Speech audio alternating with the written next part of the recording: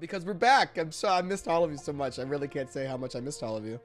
It's been like 2 months since we last got to play, and Thad's back, my absolute favorite. Just the hair is making me jealous, so I'm kind of crying a little bit on the inside. But as usual, why don't we start? Although Bernie's hair is looking really good too. It's just the combo of everything, just is really good touch. This is what I wanted. You want a secret, man? I washed it for the first time in over a week this morning. Hey, good choice. That's what dry shampoo is for. My wife taught me that skill, so it's what it's about. Well, let's attempt to recap. I hope I remember everything that's happened since we've been gone, but I'm going to try my best. And feel free to add anything that I may have forgotten that you feel is important. So the last time that we got together, we had just come to the new island of Mirar. Basically, at the desperate request of Ivo, who had found out that his former love and very dear to him my paramour. That's right, your paramour. I didn't want to use the word too early because I know I could overdo it, so you got to save it for the right moments. But yes, your paramour indeed had been captured by the villainous Valdrew, a member of the Lordless Crown who had kind of been a thorn in your side everywhere you had kind of ended up going as you were pursuing Jackson and then Lena, and then he just kind of ended up just inherently being a pain in the ass sellsword. But because you had thwarted his former plans and he knows pretty much everything about you, Ivo, he went and hit you where it hurt most and stole the person who he knows that you love. And then wrote you a pretty nasty letter to prove it. And so you headed off in your airship, met a really cool airship captain named Lilu, who is a very talented airship captain, has already been able to save you several times in the air. Upon landing in Mirar, you quickly discovered that not everything was as... you didn't expect a warm welcome, but you didn't expect the welcome you got. Basically, what you found out is that Valdrew had... instilled a coup and a mutiny against Crown Bearer Karna, who is the actual leader of the Lordless. And really his plan all along was to take advantage of Lena, or at least get some of her resources so that he could essentially take over the Lordless. And since you thwarted Lena and Jackson and that plan kind of went to shit, he just figured he'd enact it anyway. And so you kind of stumbled into the middle of this civil war, or at least the fallout of it. And eventually we're able to kind of link up with Crown Bearer Karna, who had basically said she needs your help in this. She doesn't trust any of the others that are around to basically go and thwart Valdrew.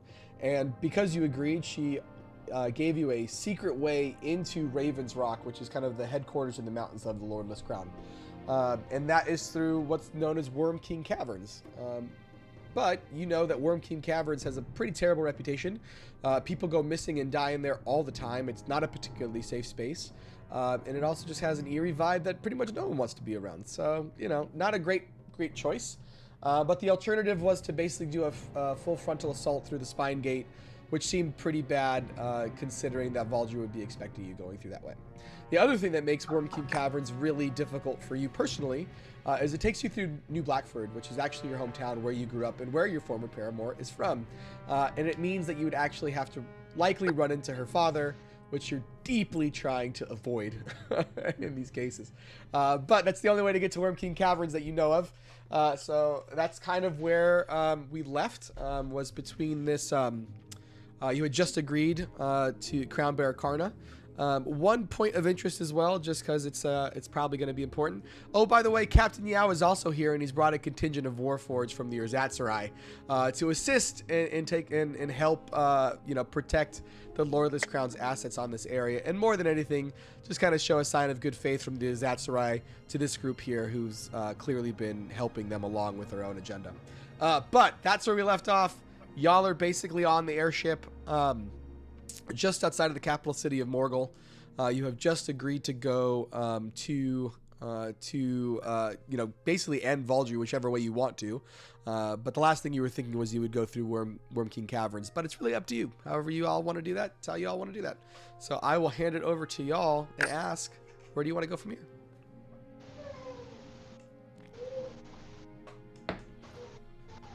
We're all together. Yeah, you're all together. Well, do we still feel like the Worm King Caverns is the way to do it?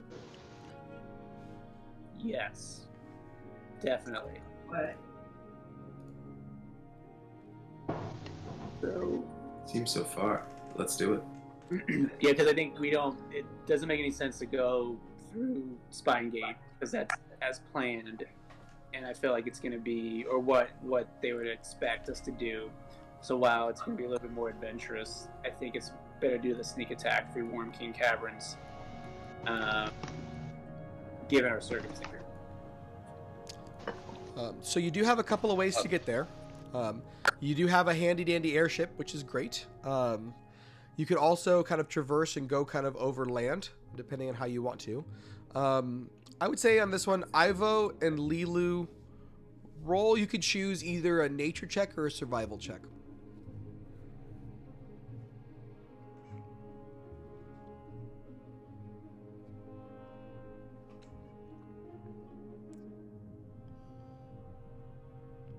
So, Ivo, you know, it's a little hard for you to make the decision. You definitely think the fastest way would be by airship. Kind of seems like 6 in one, half dozen in the other. You know there's going to be challenges.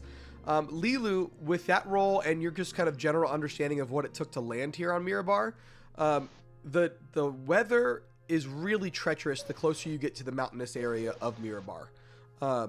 And like even just landing, because you kind of swung in close near New Blackford, you were already like really feeling the winds buffet you. And trying to land directly at New Blackford is possible, but it might be difficult. Overland travel, you know, is still going to take you about 2 days, maybe a little bit more depending on how it goes. Airship would take you about a day to get there, but again, there's pros and cons to both. Kind of up to you which way you'd want to pursue. But as anytime you travel, there's always risks depending on which side you take. So kind of up to you which ones you'd rather do. DM, on the map there, the black stuff around the island, is that water or just kind of like the base of the... Great question. That's like the base. It's like the rocky underneath. Okay. So do I... Ivo being from this area, right? Do I know... I guess trying to think of more of the pluses and minuses of traveling by air versus walking it. You know, feeling my gut's telling me that it's better to take the airship and to go quickly. But besides what you kind of just shared about the weather not so great, is there anything that I know that would be like, we can't, there's no place to land near the Worm King's Caverns, or like there's some sort of hostile area there, or anything that would make me be like, we definitely need to like walk at least some portion of it? Yeah, great portion. So you do know that there are air docks at New Blackford. New Blackford's probably the only other spot that has like a landable airship dock. There isn't one on Raven's Rock that wouldn't be heavily guarded, so you would avoid that. There is no landable place at Worm King's Caverns. And based on Lilu's roll, she could tell you, like, you're not getting anywhere near Worm King's Caverns by airship. You'd have to land at New Blackford and then walk the rest of the way. Which again, total time, like to get to New Blackford by airship from where you are would probably take you, you know, the better part of a day. If you just kept pushing on through and nothing stopped you, could probably get to Worm King's Caverns within, 12 hours. If you were to walk from here to New Blackford, it would take you about 2 days and then maybe another day or so. Do me a favor though, roll a history check. And then while I'm rolling, how long of a walk is it from New Blackford to Worm King? About another, not quite a full day, a little less than a full day. So not quite 8 hours, maybe like 6. So you do know, because you're really familiar with the area, you don't have to necessarily take the main road. Mirar is a very mountainous place. It's actually kind of strange because most of the islands don't have a lot of mountainous cover. Mirar does though, and it's got like these huge mountains on the far end. That's actually where Raven's Rock is, which what makes it very difficult to get to and very easily fortified. But as you kind of go further south, the hills get a little bit lower. It's rocky and the travel is treacherous. Most people stick to the main roads because it's there, but you do know that there is a path you could probably take to cut across those kind of small foothills right in the middle, right to the west of Lurkfield, which could probably cut off a day. But based on what you know, there's always going to be, like, Mirar is not a civilized place. It is very different than Wadep. most people either live in Morgul or at Ravens Rock, and like there's a few bits of like villages in the middle. Some that are Lurkfield where they farm, that type of stuff, but most of it's pretty wild. So you know that you'd probably have to like encounter some type of wildlife at the very least on the way, and have to like do that. What you don't know though is what air travel would do. Like for you, air travel is actually the bigger unknown. It would be faster, you're confident, but that's the one you don't know what you'd face in the air. Mm-hmm. Okay. Last question then. From Ravens Rock, looking down, what is the visibility? Like, if you're up in Ravens Rock, can you see activity down in New Blackford or even down towards Morgul, or is it kind of far out in the mountains in between? No, so you definitely know this as a member of the Lordless and someone who grew up on Mirar. Ravens Rock was built basically after Morgul, once the Lordless kind of started here. And Ravens Rock was intentionally built facing Morgul as kind of this like active threat from the Lordless to say, we always see you and you will not get out of line. We are the real power on this island. So approaching, anywhere down there's a chance of being spotted. So you'd have to consider that, but the same is true from an airship. Like, Valdrew definitely knows that you're here. It's not like he's got this magic spell that you can tell anyway, whether or not he can pinpoint your location. Like, you're still about 40 miles away from Ravens Rock. But, there's scouts, there's other things that you would probably have to contend with. So depending on, luck and how good you are at getting there, undetected would kind of change whether or not someone can see you. Got it. Okay, and so I guess turning to the group, kind of weighing all this, considering all this, the history that I know of it, my recommendation, or what I think we should do, is take the airship as stealth as possible. I know we have to go over some hills, it looks like, and then even around the island a little bit, but to New Blackford to then dock, because we can't really dock anywhere near Worm King Caverns. And then once we get to New Blackford, just make our way on foot along, I can't read it, but that little trail there. But just to note that when we get to New Blackford, we should move very quickly through the city and not linger and not stay long. If we need to camp, let's camp on the outskirts of it. And I'm probably going to also go a little stealthy myself as I pass through the town. What is everyone's thoughts on this? I think that's a great idea. I think that seems like the most efficient, and I trust Lilu to steer us safely through any adverse weather. Having grown up here, Ivo, do you remember the storms or how intense they were? Do you think that it's going to be a major issue in the sky for us? Perhaps you could roll some. I could remember it, but I guess my question then to DM: is there any way for me, given like the moment and where New Blackford is there any way for me to say like, oh, right now it's going to be seasonally like this? I mean, I don't have a weather app on my phone, but is there a way No, I see what you're saying. Yeah, for sure. So with where we are in the seasons right now, it's still technically the kind of the warmer time. So snowstorms, I mean, Mirar is very far north and pretty remote. It's almost always like a dusting of snow. You are in like the warmer season though. So there are still really heavy winds. Visibility's okay. It's still super cold, but the winds are really violent. And they're always pretty violent around the mountains. And again, Lilu would definitely know this as an experienced captain. Like, it will not be an easy ride to get there. It will be faster, but it will still be treacherous. May I ask, do we know, I mean, this is a very kind of cautious ask, but do we know when this kind of weather will blow over? Maybe we just want to hang out in Morgul for a while. Roll a survival check. Or a nature check. I'll let you pick. I'll roll a survival check if you said that first. Do anything? It's loading, I think. Oh my god. Yeah, the internet has not been our friend. Probably should have rolled while Clayton was rolling. There we go.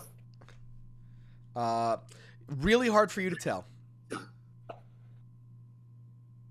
Okay, so I guess it's not worth waiting. Got it. Hear me out here. We have an airship. We are an airship that is foreign to these parts. It'll be obvious if that moves. But if they can see all the way to Morgul from Raven's Rock, we may as well leave our airship here for a couple of days. Let them assume that we're staying here, strategize to move with the army, what have you. Meanwhile, we go by land, enter the Worm King Caverns, take them by surprise. I mean, as someone that's from Mirar, does that sound good to you? Are you afraid of the wildlife? It seemed like this wasn't necessarily is it a time thing more for you, Ivo, or is it more you know what the wildlife is like out there? It's a time thing for me.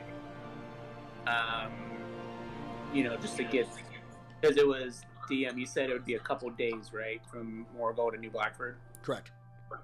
So that if everything goes in your favor, yes, it would be a couple days. Right. So that instead of a couple days, we could be there in a day's time. Yeah.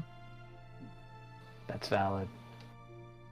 So, but I'm wondering though. I like your thought of them them using the airship as like a tracking of what's going on.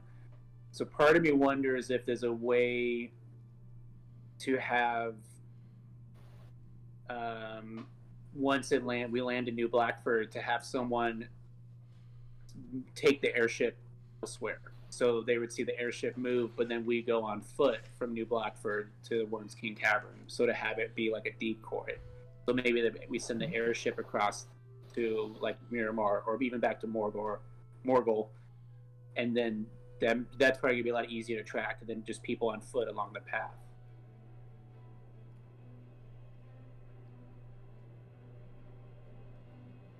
Wait, say that one more time. So, go by airship to New Blackford, and then we all get off, and then either have Lilu or like a hired hand who we trust take the airship out of New Blackford again across the island, thinking that it's easier for them to follow the airship and track it, and so it's a decoy as we go on foot to Worm's King Cavern. I like that. My only issue with that is how are we going to stay in touch with Lilu? Oh yeah, that was. And also to Ivo, are you worried about time because somebody who you care about has been kidnapped? And if so, don't we know that Valdrew cares more about hurting you, hurting somebody else? So is time really of the essence here, or is he just trying to bring you to him?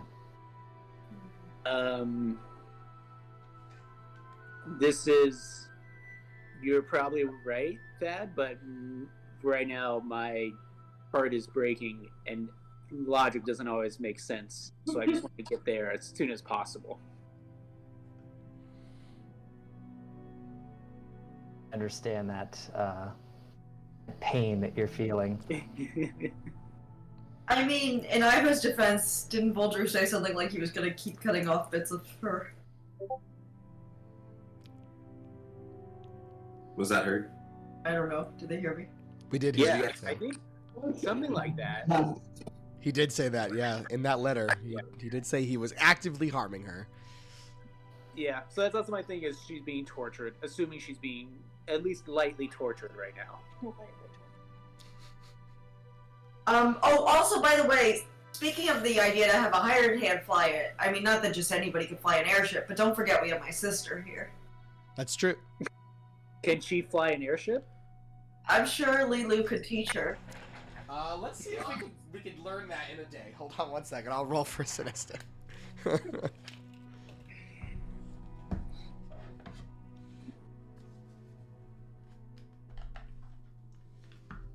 How old is actually, the sister again? I just realized I can do this publicly now. Hold on. Let's see. Wait, D20. how old is she? Is that what you said? How old is your sister? Isn't she like a teenager? I think I'm like 28.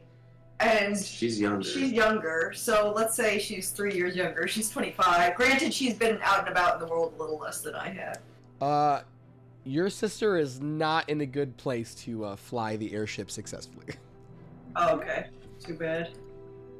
You can still try, but you don't get the sense she'd be very confident with it. I'm 48. Oh, you can check. You're 48. Yeah, she'd be smarter. Well, I just was thinking that's a big age difference. But You confirmed yourself as 28? well, I'm pretty sure that's what I wrote. I shaved off some years of my real age and gave myself some height. 28, yeah. And I made myself 5'8". So what do we want to do, friends? Well,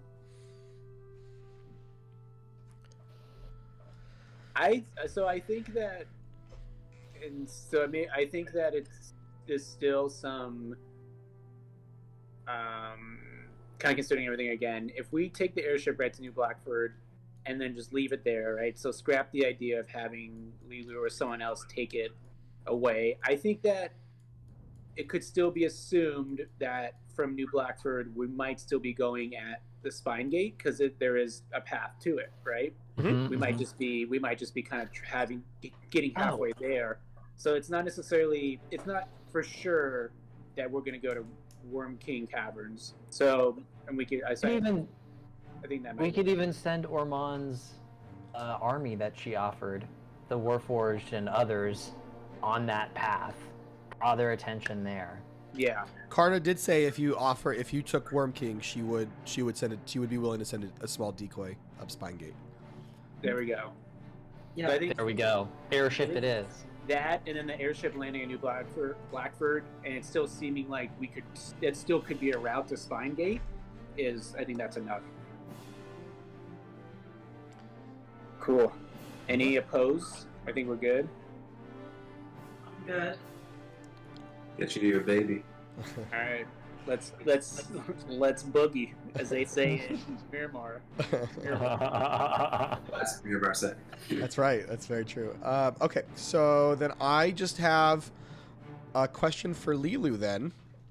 Lilu, there are two ways to get to New Blackford, as with any island. You can go the short way, which would of course be the fastest, which is just through kind of the southern area. Or if you'd like to maybe be a little bit more hidden and take the longer way, you could actually travel completely around the other circumference and circle back through the north side.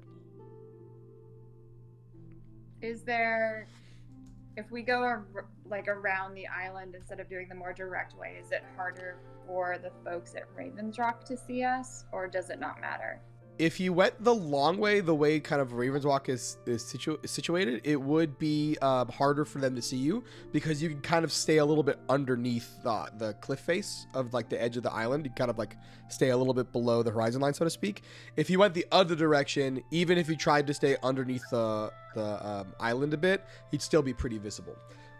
It wouldn't add very much time because your airship's pretty fast. So instead of reaching New Blackford in a day, like not quite a full day, still having the travel time to try to get to Worm King if you wanted to, you'd probably get there in exactly a day and have to rest. So it's about the same time, even though technically, a day is kind of a big amount of space. But the total island, like at its longest, is only about 40 miles across, and your airship's pretty quick. So you could probably make that, barring any, catastrophes. And is the weather better going one way or the other, or is it the same? Technically, it would be a little bit tougher going the long way because you'd be near the mountains for more. Anytime you're kind of near those mountains on the northern end of Mirar, the weather is pretty terrible. But you get to pick since you're steering the ship. Anyone have strong opinions about the way we go? It ends up being about the same. I think if it ends up being about the same, then I'm okay if we take the more discreet route for safety. Okay. Let's do it. Long then. Let's boogie. All right, so we're all in our airship and we're Boogie. flying that way. I just need to pull up one quick thing to know what we're going to end up rolling for this. There it is. You leave Bernie and Mobile. He's selling a TV stand in Morgul. He's just chilling out that way. I think I can do this now, actually. Do I have it in here? All right. Lilu, you are piloting the ship, so I need you to roll a d10 for me, please. Yeah. And then This one? nope. Nope. This one.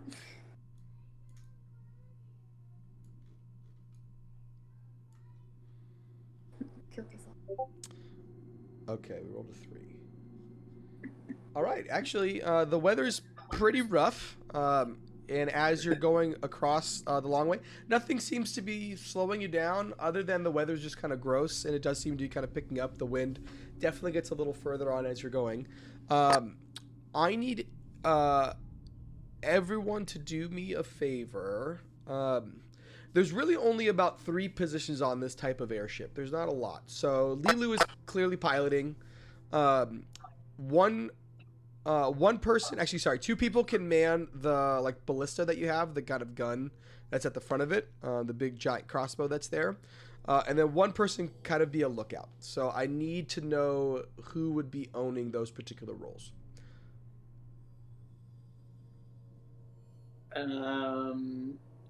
I will take the lookout. Okay.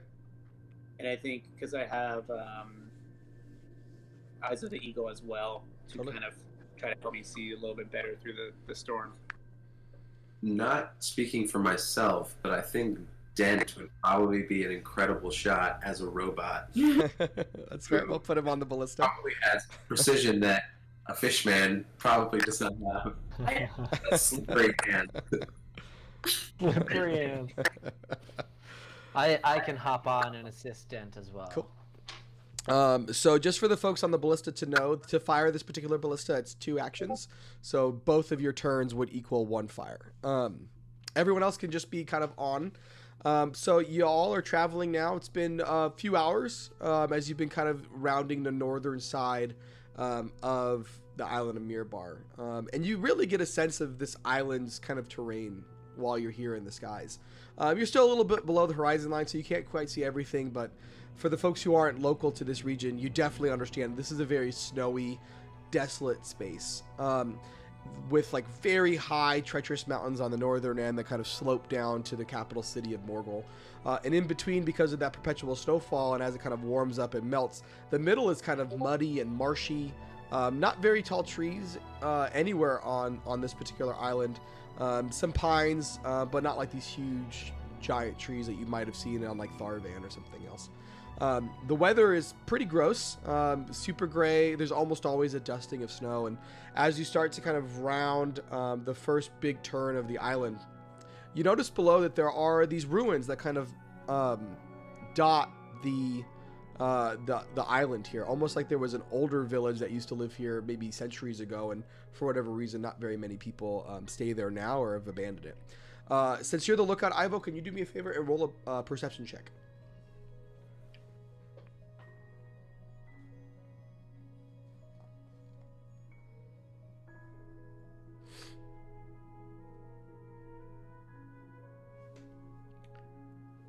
You see in those ruins 3 women seemingly running, kind of trying to get out of the ruins in a very hurried way.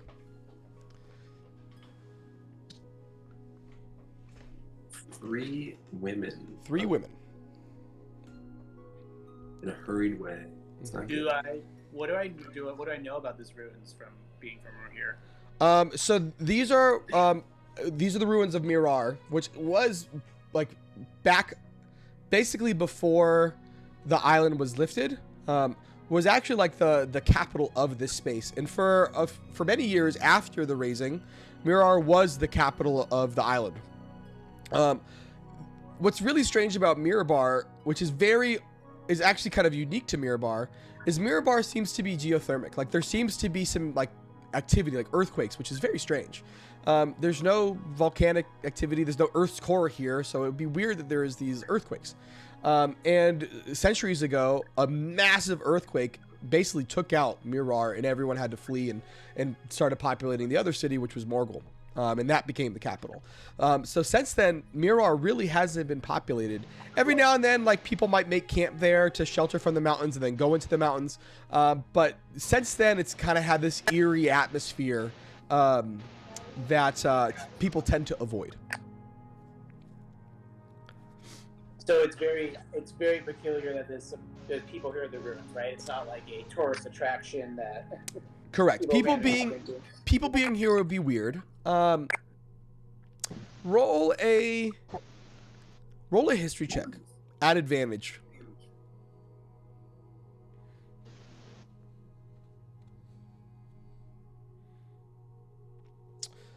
You remember this from some of the times in the Lordless. Some of the more cruel things that the Lordless would do when they wanted to get rid of people was like tie them up and just leave them in these ruins to eventually starve to death, or, you know, let the wildlife take them.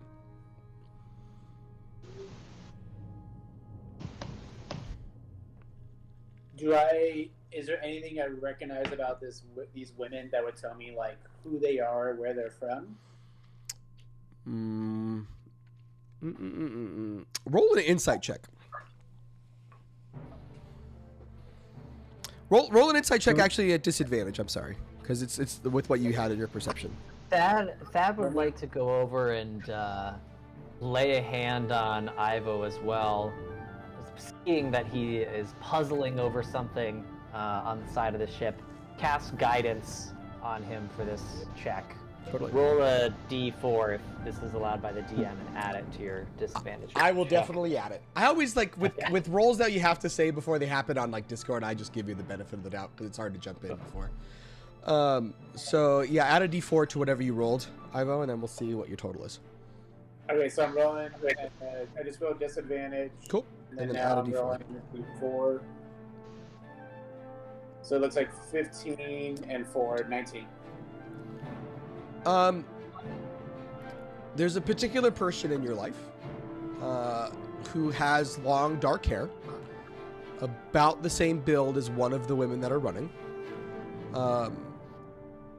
And for a moment, you're wondering if maybe this is her escaping. My paramour. Ivo, what is it that you see? What are you puzzling over? There's 3 women down in the ruins that I see down there, and I think I might know one of them. And you said, DM, that they're kind of fleeing, right? They're not just standing around; they're like actively fleeing something. They are like trying to get out of these ruins. Yeah. What it looks like. Yeah. There's I recognize them there, and I think I know one of them. There's 3 women down there. I think we should pick them up. I would say I agree. You say what? That seems a bit drastic. I mean, yes, we should save them, but we don't know. I guess if they're fleeing, they probably don't have weapons on them. I don't know, it just seems crazy to take 3 people. Well, maybe they could also help us if they're fleeing from being captive by Vodru. Then maybe we could find out more about what's going on and who they have captive there. Is there any I'm way down to to talk think they did something wrong? What was the question? Wrong. So, I mean, that's true. I feel like can we at least swoop down and kind of talk with them? I mean, you'd have to land and like disembark, but yeah. I think we're almost obligated to see what's happening. Yeah, I think we should.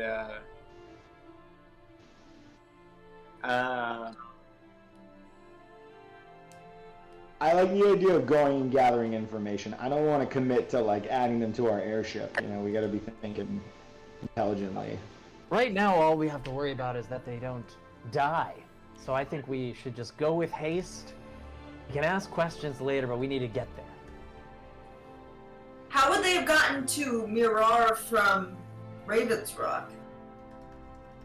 It sounds like Ivo, assuming Ivo told us everything that he knows. Yeah, I was also waiting for Ivo to tell us. Yeah. That's a great question, Rowena. Ivo. Wait, so this is... So, but I don't know where they came from, right, DM? I just know that we have the history lesson of what the ruins are, but I don't necessarily how they might be connected with Ravens Rock. Yeah, you really don't know how they might have gotten there, other than it's like south of Ravens Rock, and it's possible that someone could maybe, sneak out of Ravens Rock, make the really dangerous climb down the mountains, like not on the road. Certainly someone from the area might know more.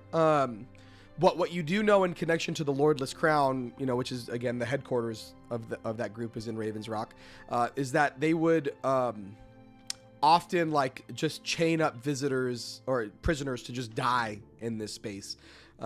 Knowing the reputation kind of freaks people out. It's kind of an eerie place, and there's lots of vicious wildlife which would probably eat up a chained up person without much problem. So.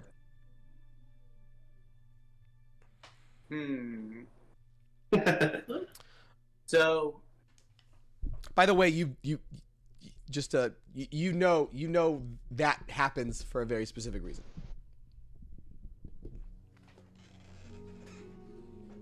So now, I don't know. Now I'm a little torn. Now I'm a little suspicious if this is like a trap. I think it's a trap. But it's tough because Are we going to risk killing 3 innocent people just because it might be a trap? We can handle ourselves. Let's get down there. But the thing is, say we bring these 3 women on board, are we just gonna? What are we gonna do with them? I'm telling you, we don't need to figure out that until after we see if they are alive by the time we get to them. Can I ask this question? And this is tell us are the most important things. Go for it. What do you say, Dan? And by the way, is my audio kind of shitty today? I feel like I'm lagging. A little bit, not too A bad. little bit.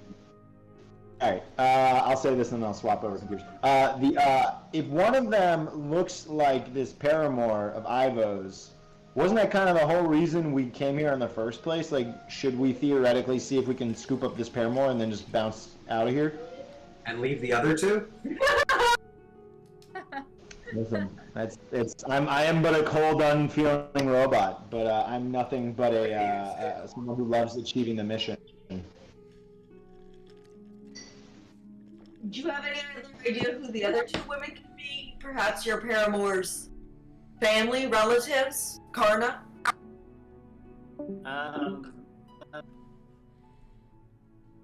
So I guess so. Ivo takes oh, did we lose? Oh, then I'll come back. He's coming back. Yeah. I guess Ivo takes a moment to think things over and goes that no, that's not her. Baldry would never have just left her in this area to perish. He knows that the only way to get me to Ravens Rock is to keep her alive and not just this way. So as much as it pains me, I think we should just keep moving on. This is absurd. If we move on and leave these women to die, I don't know that I can remain a part of this group. These terrified people.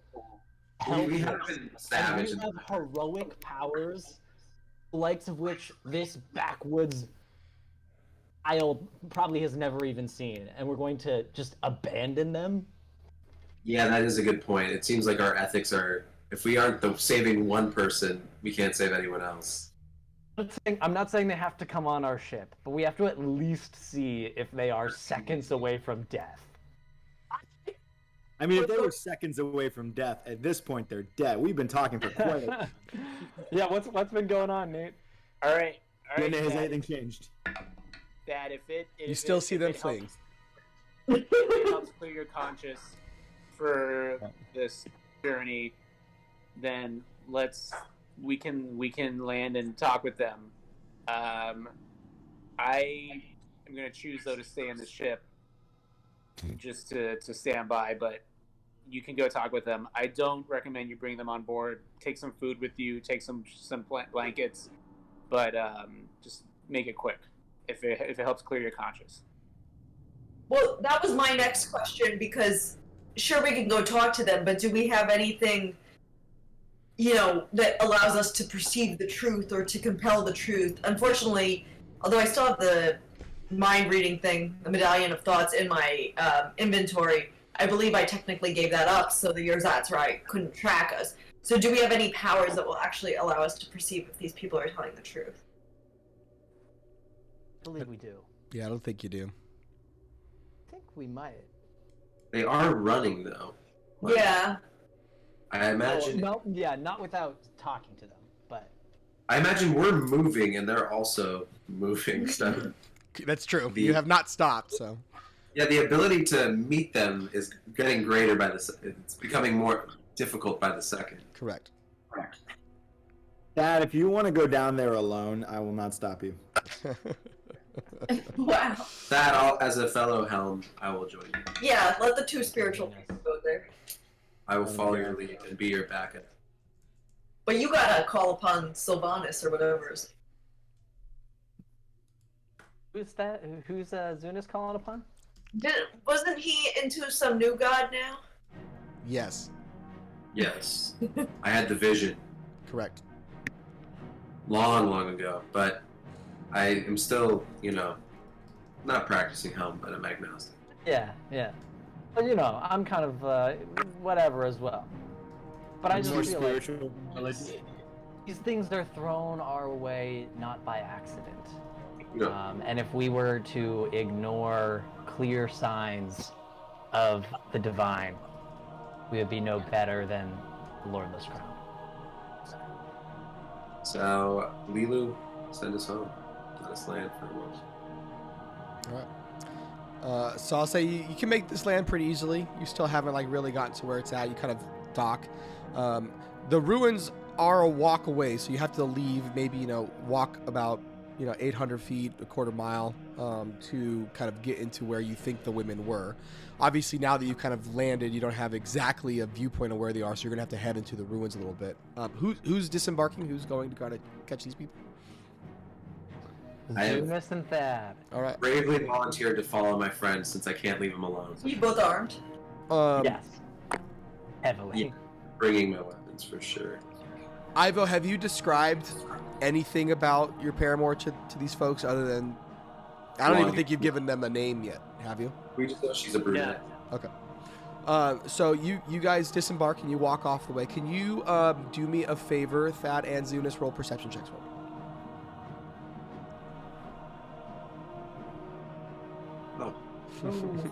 Probably accurate. So you're walking trying to find these women, and you can't see much. And as you land, you notice the weather feels cold, colder even than it was on the airship, which is odd because you're on land now.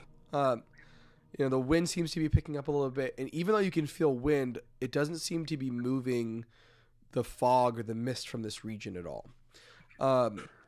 Every now and then you just hear a faint scream or cry out for help from a woman. It sounds like different women coming deeper from within the ruins. That should be maybe try to yell something back or just go toward the sound. I think we should yell something back. Let them know. Well, that draw attention to us. I mean, if they're screaming, clearly some kind of violence is happening. I think we can expect that if we are gone for too long, our company is not going to leave us here. They'll come to our aid. I don't think so. Have you met Dent? For one reason. Rowena may join us. Dent is cold and calculating. I think it's me, you, and maybe Rowena. Well, maybe we can hope that if we get into trouble, the numbers will be 3-1, and everybody will come regardless. So let's journey on. All right. We can pick up the pace a little bit as well. So you head into Start the ruins. running my stout little dwarven as legs. you're running through. You're running. If you're running, I would like you to make a... I will let you choose. You can either do an athletics check or you can make a perception check again. Both will be at disadvantage. Well, my athletics check is rolling at +5, so kind of. Just do it at disadvantage for me. Oh, it's a disadvantage. Mm-hmm. because you are running into fog. You cannot see very well. Not bad. Not bad. But bad. So Zunis, you're running through, and you're just running. Like straight instinct is taking over at this point, trying to head to these voices. All of a sudden, from a side of you, you hear, and Thad is on the ground. He's fallen and tripped. And so you look back, and for a moment, you can't see Thad. And you try to look through the fog. I want you to roll a perception check. And then Thad, as you kind of fall and look up, and you kind of start to look up, get back on your feet, you think that Zunis is right in front of you. But as you kind of come up, kind of dust yourself off, and now you're not really looking out of the peripherals anymore, you're actually seeing with your own eyes. You kind of look up and see this figure that's in front of you is not Zunis. It's a woman. She seems kind of downtrodden, bruised. The clothes on her body is like ripped apart, barely hanging on. There's blood. She seems like she's been through quite a bit, and in her eyes, she's kind of looking directly at you. And she goes, please, you have to help me. They have my sister. Please. Who has your sister? The Lordless in the mountains. They took her. How do you know? They took us all together at the same time. Please, we have to go. Where are your friends that we saw you running with? Well, they weren't all my friends. We were just escaping. They took all of us from New Blackford. Now you want to return to New Blackford to find your sister? I just want to see my family again. But I can't go without my sister.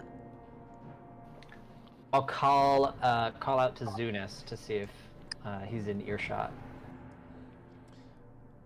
Shall I call him back? Zunis can hear you, but he doesn't know Zunis, where you come are. on back. We've found one of them. I'm gonna cast light on my hammer, try and hold it up like a torch for Zunis to follow. Zunis, you can see like a very diffused light source coming kind of from the north and east of you. So you do feel like that's probably where Thad is yelling from. It matches up with the voice that you have. And I'm running fast as hell, so please send me on over. You don't even know that I fell behind. Also, I don't know if this is like me just being in the moment of like the imagery, but behind you is like, I don't know, a stack of clothes or something, but when your video is small, it looks like it's a woman, like just like holding her phone and staring at you. And I was like, "What is happening?" I was so terrified. That's in his coat, and then there's a purse. So it looks like it looks like air. I was like, "The ring is happening right now." Yeah, that's not a mannequin. Now I can't not see that. Yeah, right. That's all I was like, "What is happening?" So Zunis, you do end up walking into this weird scene of like Zunis starting to get back onto his feet, and a kind of beaten up woman looking down on him. Woman has long dark hair. It's pretty disheveled. Her clothes are heavily damaged and torn. She's bruised, beaten, bloodied. She looks like she just got out of a really tough situation. You must be one of the women we saw running. I mean, I was just running. We were trying to leave.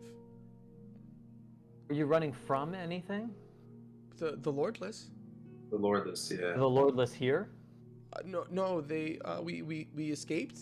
We were in the mountains just a bit ago, but they weren't paying attention, and my chains weren't tied very tight, so I was able to get out of them. She kind of shows you like these really deep cut marks on her wrists.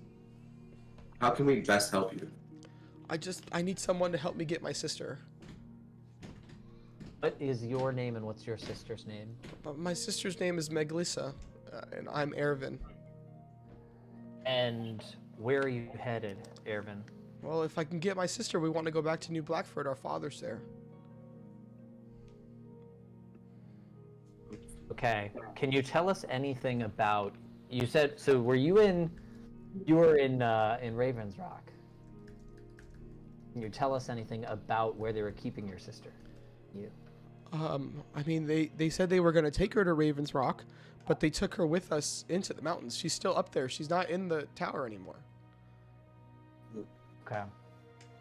And you don't this is a long shot, but you don't happen to know an Ivo, would you? Or Roll an insight check. Marthos? Bowen's like, can we push the plot along? It's hard to tell. There is a point of recognition in her eyes. And she said, well, I'm not supposed to say, but my sister, I think, used to love him. But I don't know. It's been a long time. And your sister's name one more time. Was that Melissa? I think so. Unless someone else Okay. says it's pronounced a different way. And you're Aravan? What's that? Aravan? Yeah, my name is Erevin. Got it. I could spell that for you too. It's Ervin, in case that's important. Oh, great. Thank you. All right, so all right. Well, I think you. Go ahead, Zunis. we gotta get you to your sister, and we gotta get your sister to our friend that is on a ship on the island. Who's on the ship? Perhaps someone that your sister used to love. I'm not leaving unless we can get my sister first. Of course. No, that's the order of events. Well, then let's go. Let's go get her now. Let's roll. Let's boogie. Okay, well, follow me, I Come guess. with us. Let's boogie. No, you can't go into the mountains from Wait. there. You have to come through here.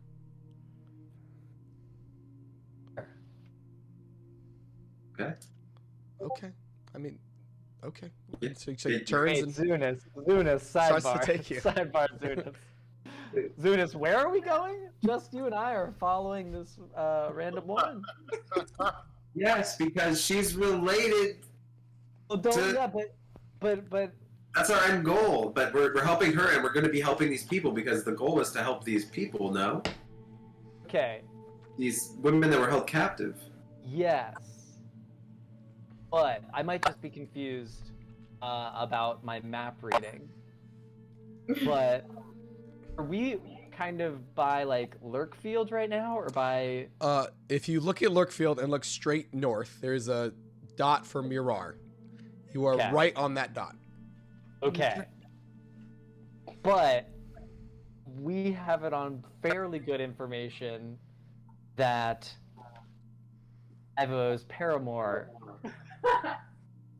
is in Raven's Rock, right? And now this woman is saying she's not there. Correct. She's in Mirar. Yes.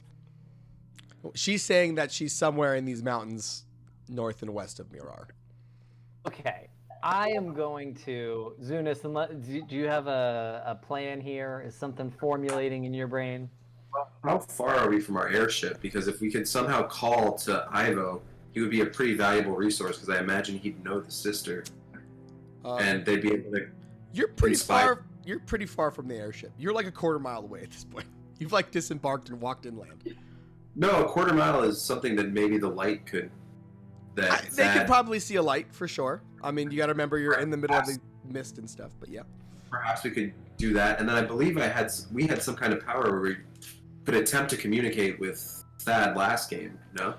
Thad has a spell. If he would like to cast it, he could. Yes. Do I have it paired currently?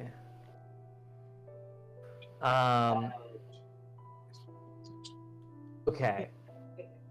I don't think I have that spell prepared. What's that one called again, Nate? Do you know? Sending, I think, is the one you've got. Yes. I don't think I have it, unfortunately.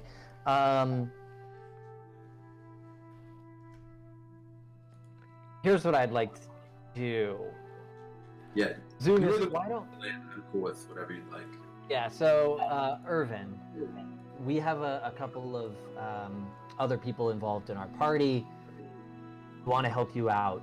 We need to get them involved as well because they are very invested in the safety of your sister. So, Zunis, why don't you stay here a moment?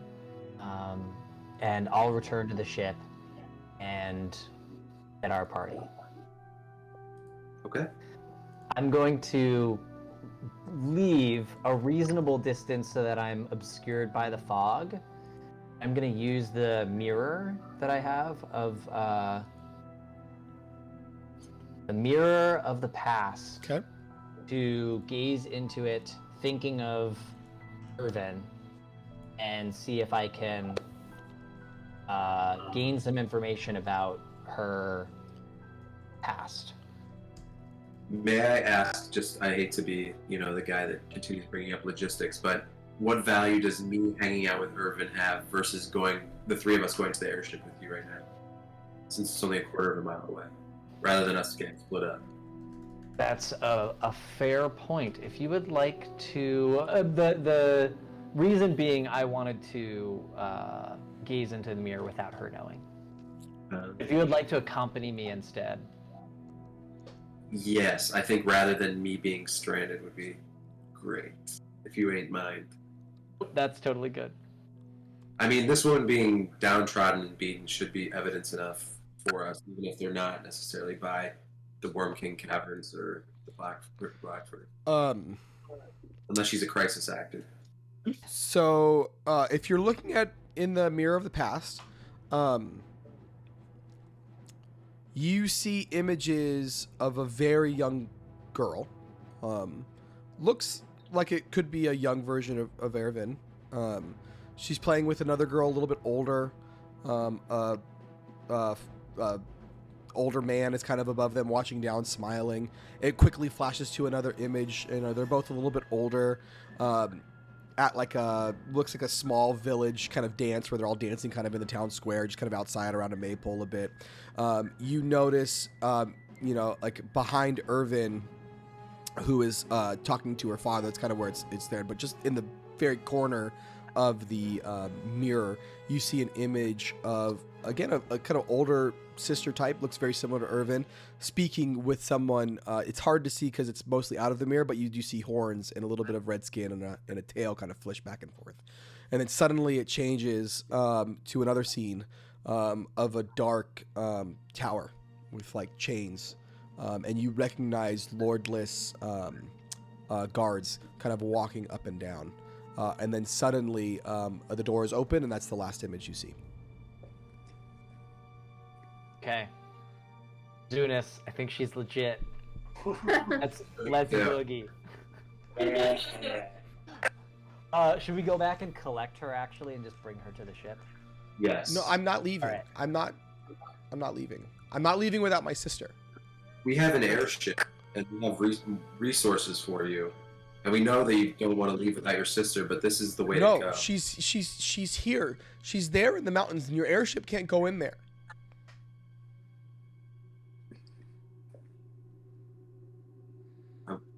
There's got to be a way to communicate. I think you misunderstand, and I'm going to cast calm emotions on her. Are you? So that's you have to like move your hands to do that, right? I do. It's She sees you like trying to do some stuff, and she just turns around and books it and runs towards the mountains. Into the mist, you can no longer see her. 60-foot range. Roll a perception check. Her. Roll a perception check, because she's no longer in your sight. And remember, at disadvantage as well. Well, it's not going to matter anyway. You don't see her anymore. All right. Well, hey, I guess we should Zunis. We should head back to the ship and let them know what we found. Yeah, we know where she's heading at the very least. We did some decent reconnaissance. It feels very accurate. I thought for sure we were going to run into an animal that was going to eat us alive. So that happened. So yeah, let's go back that quarter mile, which seems like nothing. Quarter mile isn't too far. It's like what, 1,600 feet. So yeah, you do make it back to where you docked. The airship is there. I'll say we could get through that portion a little bit quickly. You are back on the airship with your party. All right, Ivo. We found Irvin. That name ring a bell for you? It does actually. How do you Iglisa's spell them? sister? Yeah, it's Ervin. ERVIN. That actually is, yeah. No, that definitely rings a bell. Then. Look, How did you hear this name?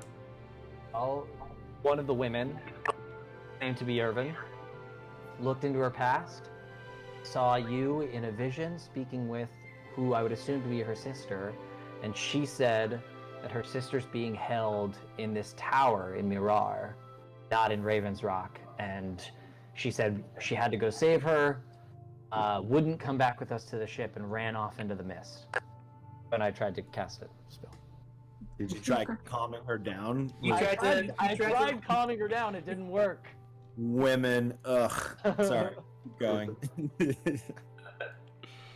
Wait, there were three. There were 3 women though. Where were the other 2 women? They were in the mist. I can only assume, running away. She was desperate to get back. She did not want to come with because she had to save her sister. Oh, let me ask the DM something in the chat real quick. Yep. Wait, where is our chat at? Zunis is changing his laundry for a moment. So. This is a working D&D session, man. I sold a TV stand. Nice. Nice. That's good stuff. was doing this laundry with the girl behind it. Well, I've actually been doing my taxes. This whole time. You did seem to have a very furrowed brow, even for Thad.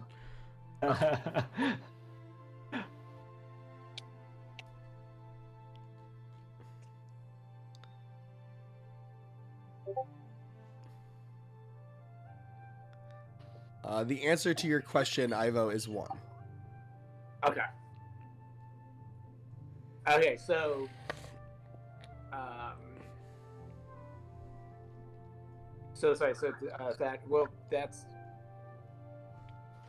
that is Yeah, I might have your answers.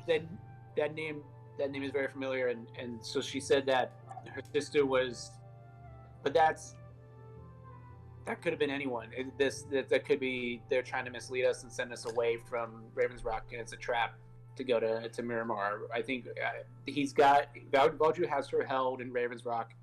I know this for a fact. We got to keep going. If she ran away, that's it. We lost cause. We did it. We tried. I used a magical item to see into her past, and I know she is who she says she is. Well, is there not magic to make someone be able to have a past and fool your spell? Is that not possible? No. You know, I'm responding not. to that confidence, guys. I really am. Well, what else? So I know who is this is a little Irvin? Have bit- you said this to us yet? Irvin is the sister of, and how would I know this if I were not speaking the truth? Irvin is the sister of Miglisa, who we are here to save. Right. She said that the was sister established is- as that finally, and so we need Irvin, or can we still go get Niglisa? Both. Irvin says that we're going to the wrong place to save Miglisa. So you're right. Maglisa is my paramour, who we're here to rescue, and she does have a sister named Irvin,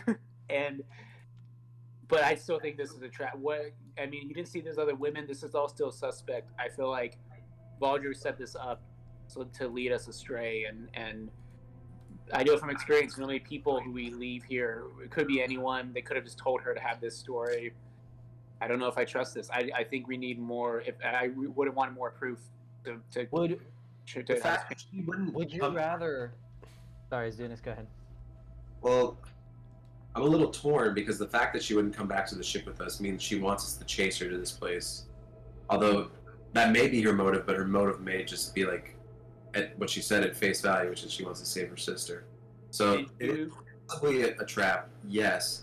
However, I imagine the guilt tied to it, plus Thad's, check back into her past, should at least inspire you to spend a tiny bit of time to investigate rather than completely write this off.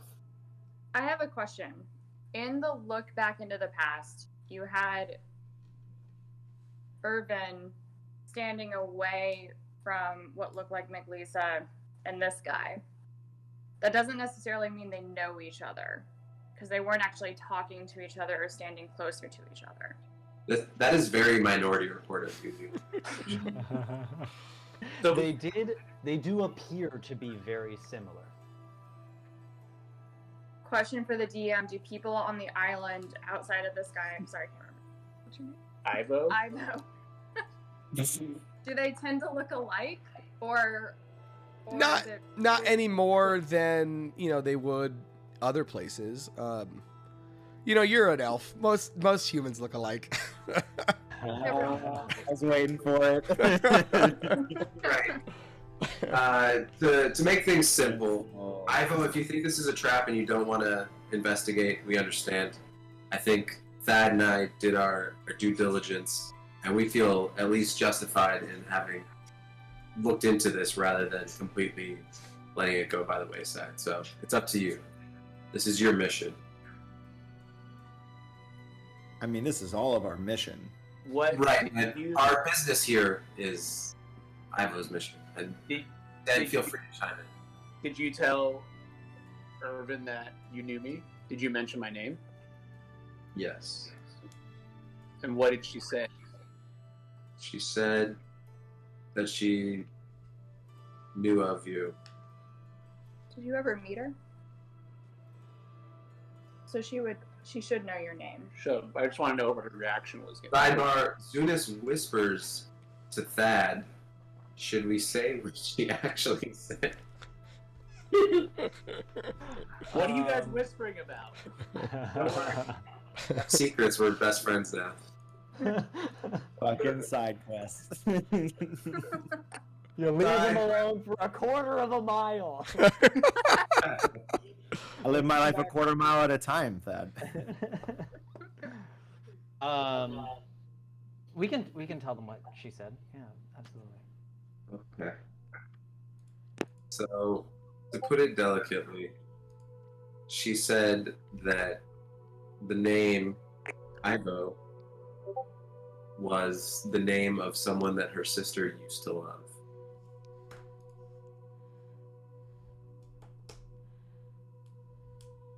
I think if Thad used his magic and saw into the past and saw this woman who she says she is, and this woman says that the paramour is there, then I say we pursue it. And she had said that is in a tower in Miramar. Yes. Mirar. Wouldn't that make more sense when you think about it? We know Valdrew is a liar. We know Valdrew is deceptive and chaotic and will do whatever he can through trickery to mess with your head, Ivo. Of course he would bring us to Raven's Rock when in fact he's keeping Iglisa somewhere else. How reliable do we think Karna and her sources are? Were? Because she's the one who told us about Raven's Rock and the Wolf Cave passageway. I respect Karna for her adherence to the Lordless Crown. I put no stock in the word of the Lordless Crown. Their very name is oxymoron. Have a lordless crown. It's an impossibility. So I trust nothing she says. She did help us back in Morgul.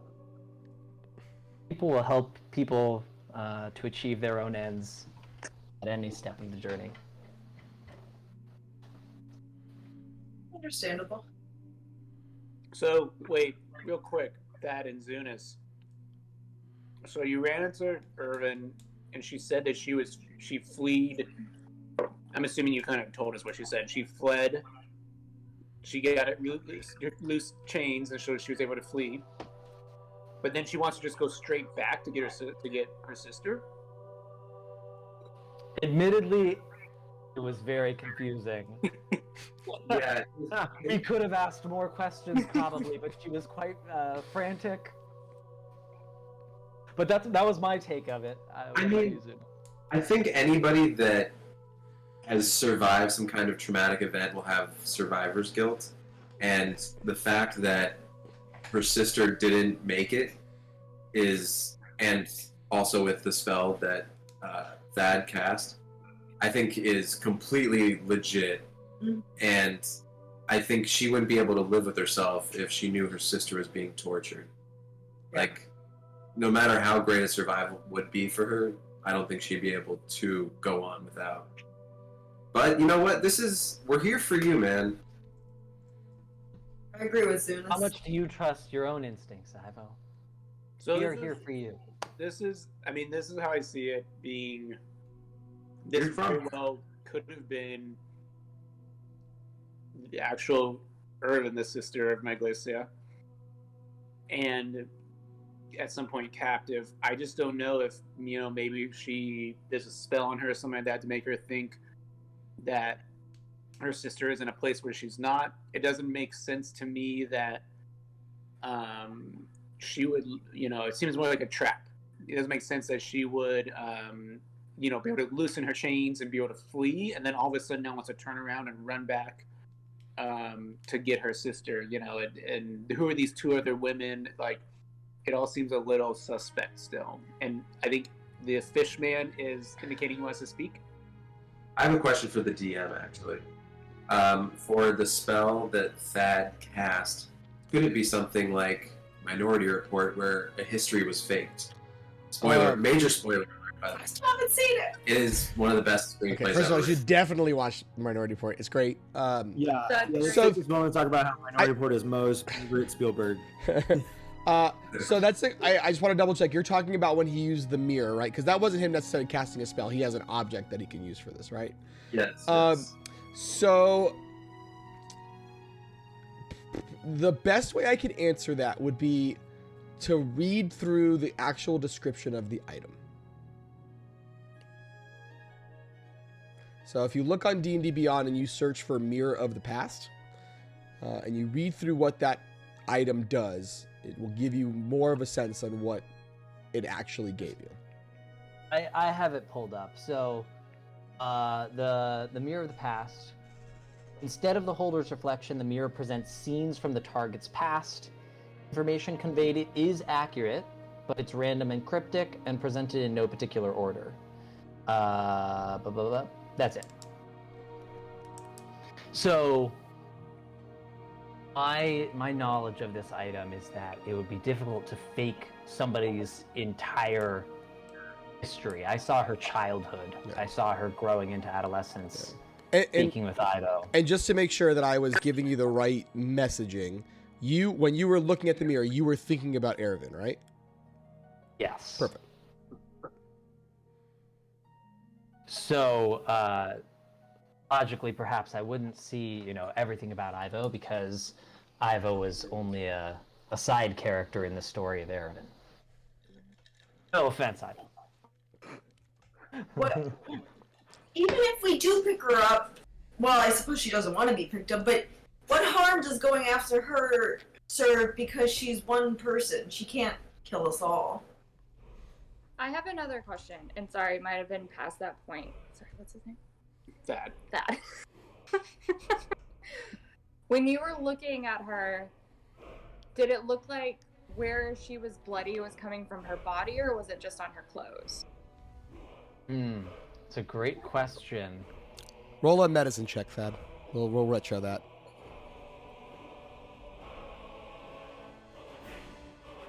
You feel pretty confident. She seemed like she was the bloodied one. She was pretty beat. She had been tortured, and she showed us her hands where she had been very roughly manacled. I don't know, I've seen Gone Girl. God. Gone Girl Yarn Edition. So I will say it's probably been about like 5 to 15 minutes at least of this conversation.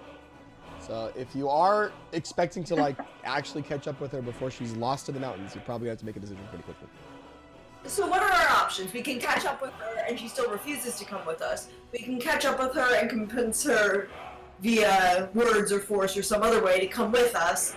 We can forget about her and go further on, either to Raven's Rock or to the other outcropping of mountains that she mentioned, and look without her for Meglisa. Exactly. Yeah, so that those makes sense. So, and just to really kind of spell out what she was telling y'all, you found her here in Mirar, right where the dot is for Mirar. She was saying that she had escaped from Raven's Rock and made it down through the mountains to get there, and that Meglisa was somewhere still in the mountains left behind. And that's a long stretch of mountains there. It is. Oh. That would make sense if we thought she was previously killed at Yeah, Raven's so Rock. I thought I was being told that she was in Mirar. Yeah. She's in the That's mountains what she between got. Mirar and Raven Rock. Meglisa is, yeah. Gotcha.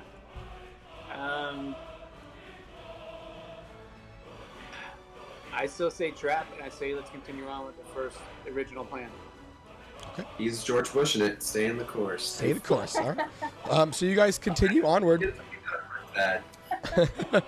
Y'all continue onward as you kind of go through a little bit of a pang of like concern and worry from Zunis and Thad, but wanting to make the decision with Ivo as a unit, and you kind of continue that way. You start to crest kind of over the northern side, and now you really get a sense of scale of how huge these mountains are, which again for many of you is very, very uncommon and almost a little intimidating how giant these mountains are. With the exception of Baldareg, which I don't think any of you have been to, there are no other mountain ranges this tall, and there are no other places where quite this many that anyone knows about. As you start to kind of crest the very kind of northern western heel of the island, you notice you can actually see this really interesting rock formation kind of jutting out from the center of these typically brown and snow-covered mountains. There's a very sharp, angular rock formation that kind of like peaks out even higher than the mountains. And you get the sense this is Raven's Rock because it specifically looks like a raven's beak kind of sticking out. And it's odd because the type of stone that makes up this mountain is different than the others around it. This is much darker, almost black, where the other ones are typically like brownish, kind of looks like general sedimentary rock.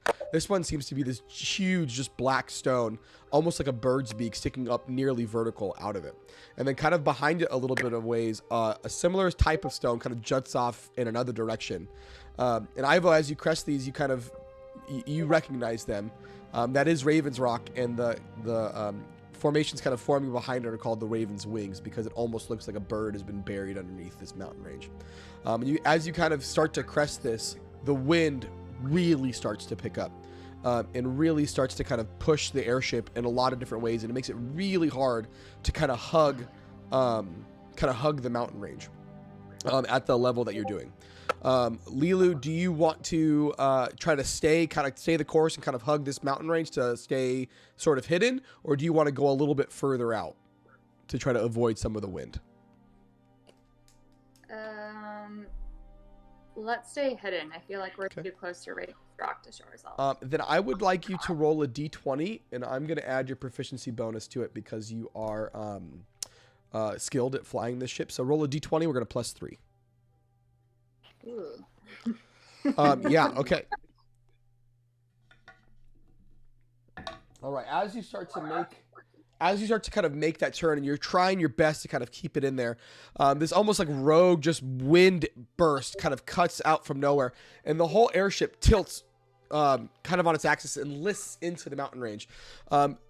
Parts of the wings and a portion of it actually kind of scrape against the underside of the cliff, kind of chunking off pieces of wood. I need Zunis and Rowena to roll dexterity saving throws for me, please.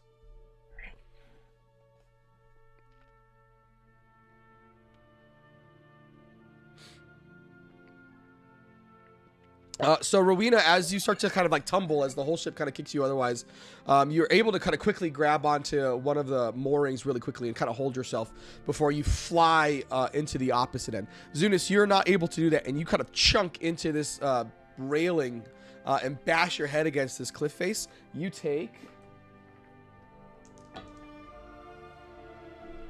11 points of damage as you kind of knock into the side before Lila is able to kind of correct the ship and get you there. The wind continues to buffet the ship as you round it, but you are able to kind of round that curve, and you're now on to the southern end of the island, and you're kind of starting to clear where Worm King Cavern is. Still a little bit underneath the island top, because you're trying to stay hidden here. Can I have Ivo, our lookout, roll a perception check again for me?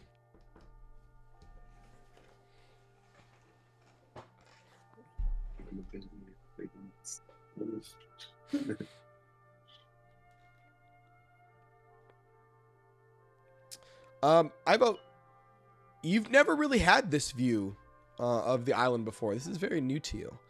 The underside of Worm King's Cavern seems to be moving. Like the earth seems to be shifting. Almost like a mini earthquake, you would say. It's weird. It's quivering, but it seems to have form. It seems to be almost like something is moving beneath the surface. It's hard to say. And you've never seen that before. Is it like lava or just kind of like... You just see the rock kind of shift and almost like actually like small pieces of it kind of fall off and like plummet to the surface of the planet. You know, thousands of feet below. But you do see like there's something somehow moving the earth in that area. But you do manage to kind of continue on, going towards New Blackford. And soon enough in front of you, you do see a couple of smaller, not near as large as the docks that you've seen in like the bigger cities like Morgul and even the other ones in Wadep. But soon enough, you do see a very familiar sight, a small village, kind of near a river that terminates at the end of the island. And that's kind of how you recognize it. This river just spews over the edge of the cliff and kind of pours down into oblivion. But right next to the river are two small air docks that you can use to land in New Blackford. So you do see it in front of you. With some of the delays that you've seen before, it does, it's getting relatively close to nighttime. It's probably another hour, maybe two at most of daylight. So on your maps now, you're seeing New Blackford. And you kind of see where the river, if you kind of look at the very south of it, where the river kind of runs off the map, imagine that's the end of the island, and it just kind of pours off that way. You'll see a few docks kind of sticking off into the river. You can dock your airship into one of those places. Let's do it. Ivo, you ready to go home? Not really. Let's You said there's only a couple hours of daylight left, right? Correct.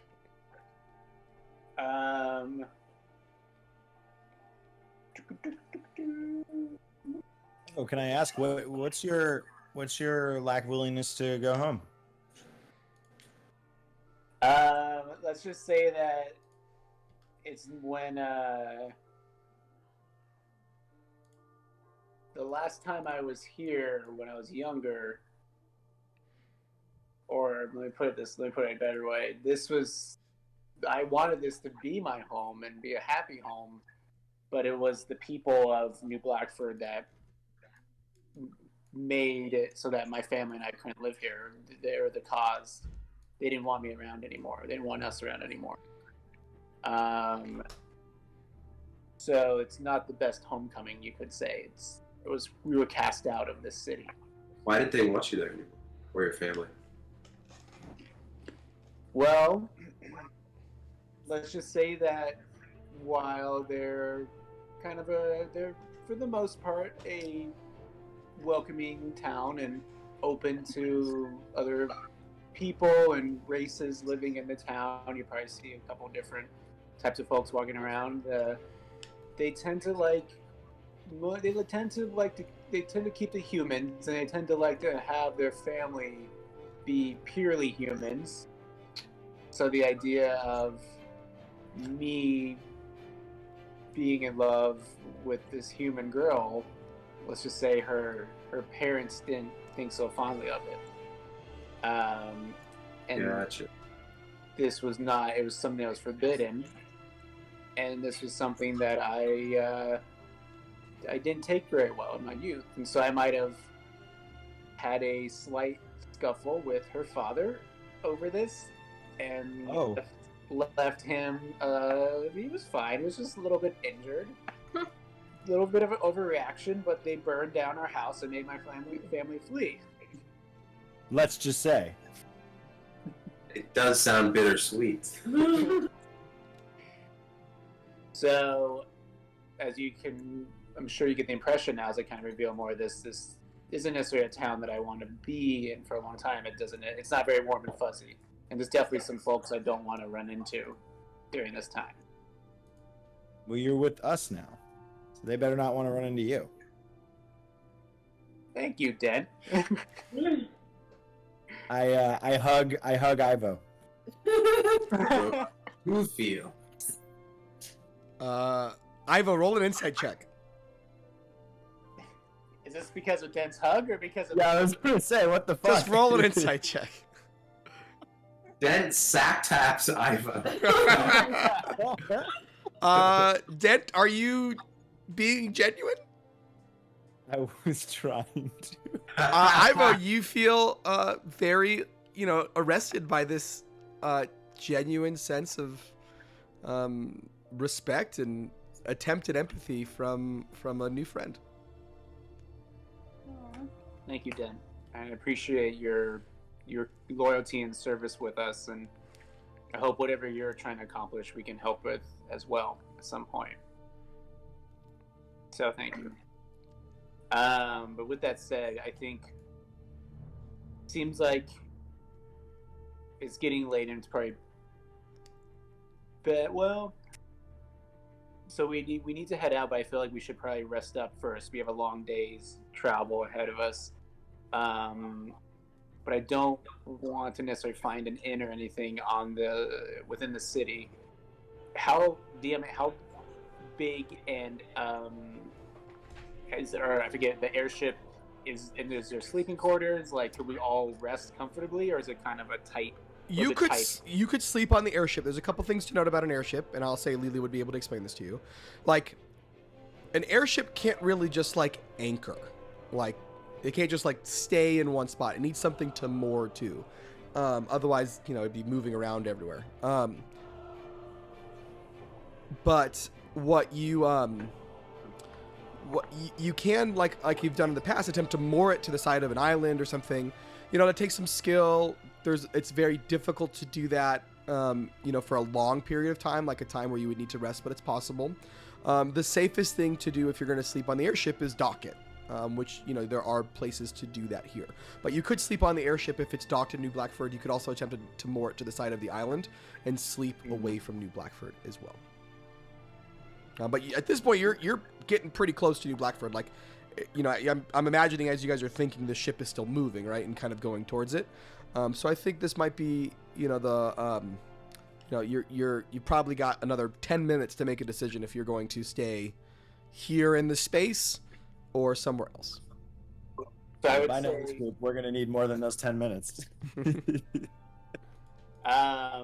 my vote is that we go ahead and dock at New Blackford. We were planning to do it anyways, and I don't feel like going to anywhere outside of the ship tonight. So my plan is to sleep on the ship. I think we should all rest up. If some people want to sleep on the ship or go into the town and find an inn, that they can do that as well, and we could start out in the morning. I know Thad would like to check out the local bar scene, probably see what some local brews are. That's my vote. And we can find out a lot Ivo, we've got to get you someplace safe, but we can find out a lot by going to local bars and investigating around the town. Yeah. Do you know where the family home of your lady friend is? Yes. Yeah, absolutely. To go see if her sister's actually there, Ah, good idea. or if she's been kidnapped. Yeah, someone's watched listen to Murder Podcast.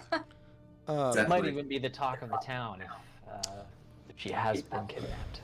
So, you start to kind of, take your landing approach into New Blackford as you, find that the easiest way to kind of get there is to just follow the river, right? So you start to kind of descend and follow along the river line there and see it. As you're pulling in, though, you notice that there are 2 other airships docked in this space. They look familiar. One has the symbol and imagery of the Coromir, and another seems to have black sails, pirate vessels. And you recognize that these are similar ships, or the same ships maybe, that accosted you as you were entering into Mirar in the first place. And as you start to dock, you have a sense of concern that, are we going to get attacked again? And as you get closer, because you've already kind of committed to where you're landing, you thankfully realize no one seems to be on those ships. And you kind of come in, swoop your airship masterfully down, and are safely on the dock, throw off some ropes, and tie it to location. You look around for a moment and notice there's really not a lot of activity here on the docks, which is odd. You would expect that there are. But you do hear a commotion coming from more central in town. Doesn't seem to be, fighting or hostile, but you do hear voices yelling, seemingly at each other. Several. Maybe, more than 20, more than 50. Hard to say. But it seems like people are kind of arguing with each other. That being said, we're going to take a little break right there. If anyone wants to do like a little bio break, get some drinks, we'll come back in a few minutes and pick up in New Blackford. Woo!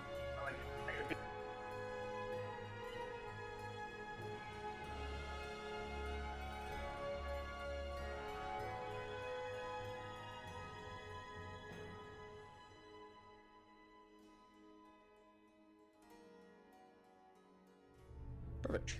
So we've now landed back in New Blackford. We have just docked, basically in next to 2 odd airships that are also here in New Blackford, the Coromir and a pirate ship, which is here.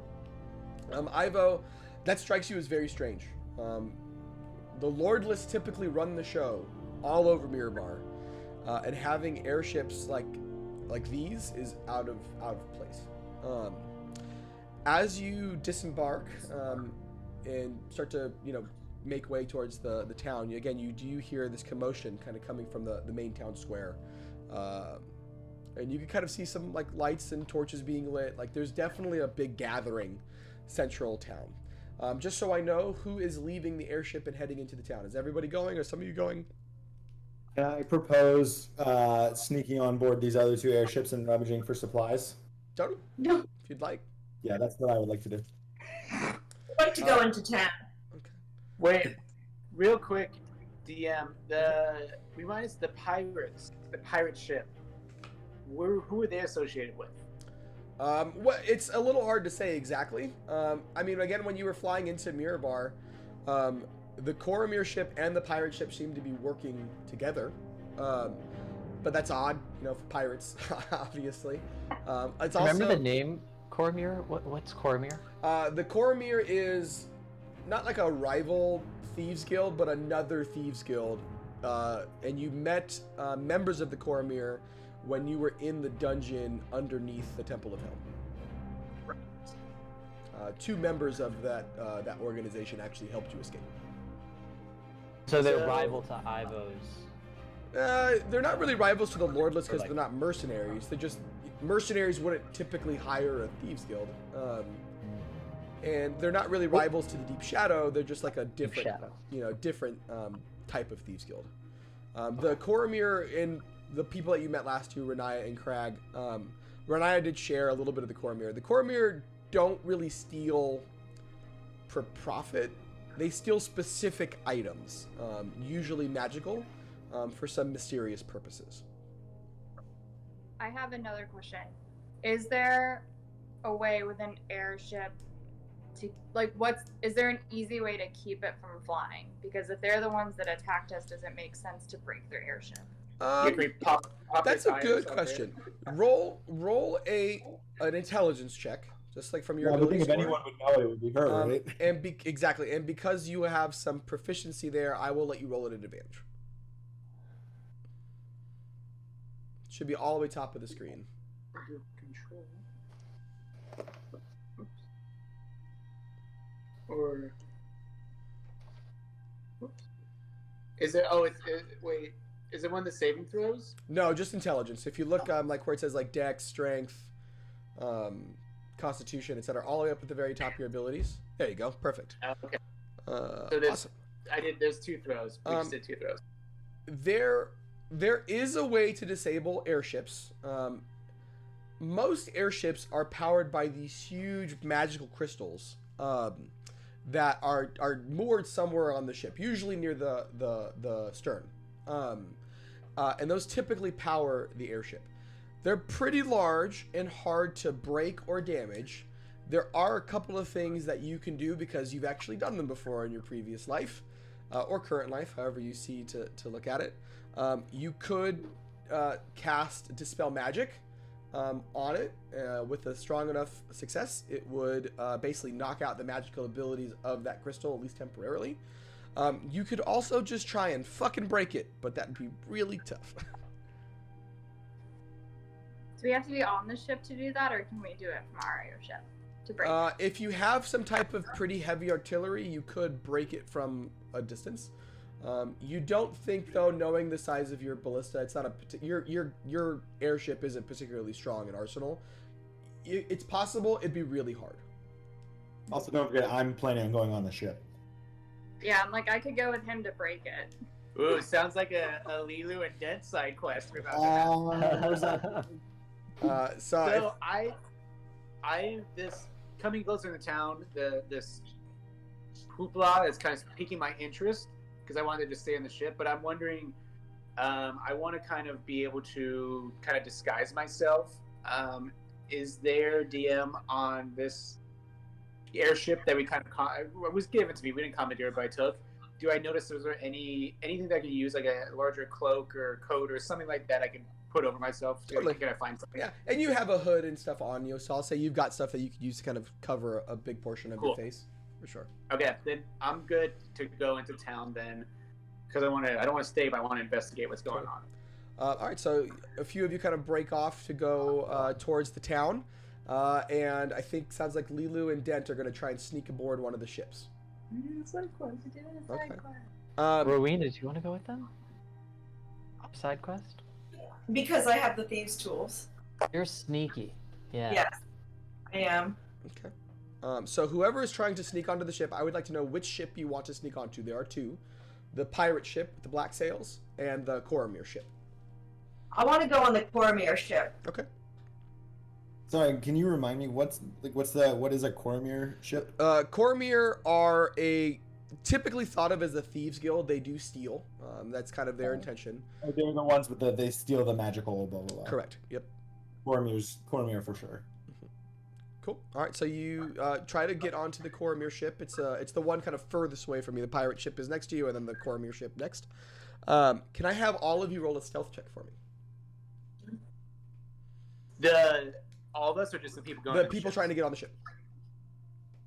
And you're I'm wearing my boots of elven kind, right? Perfect. Yep. So you don't make. Sorry, can you remind me what it means to roll a disadvantage? You right click. Rolling a disadvantage means basically you roll twice, take the lower number.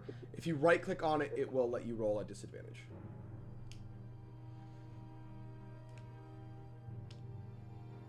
Cool.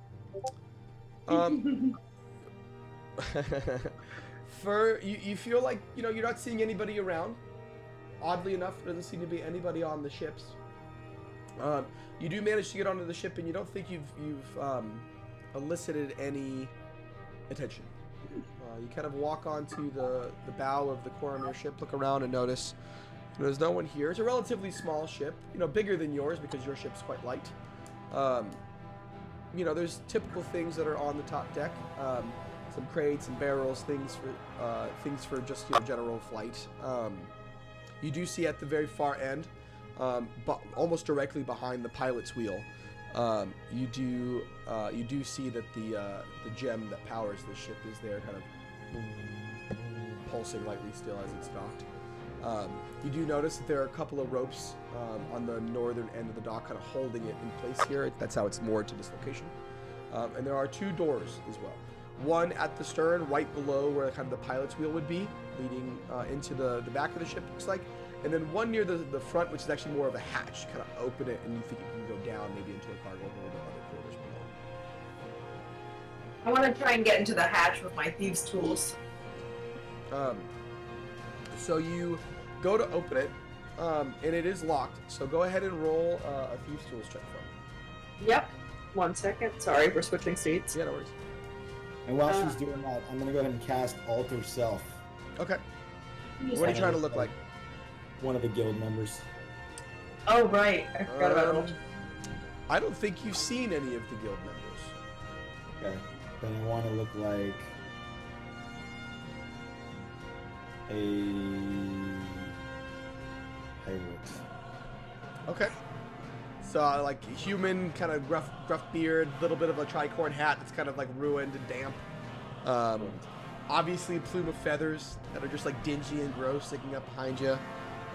Bandolier across your chest and a cutlass at the side. All of it fake, but it looks great. Yeah. This is a spell I'm very comfortable casting. What did we get on that check again? 26. Perfect. Yeah, you were like, open it, no problem. It, pulls and opens up to a ladder below that leads down into a lit storage facility. There aren't any rooms in here. It's just one large kind of space. Crates, chests, other items kind of throughout here.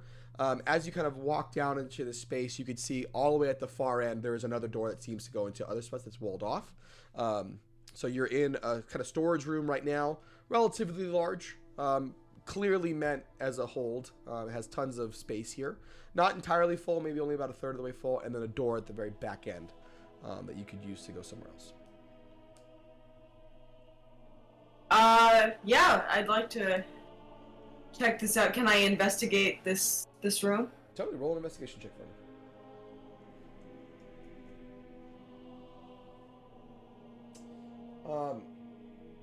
You do notice all of the crates, and chests and things they are, it just seems weird. They're all on the same wall. Oh. Is there anything strange that I see about the other wall?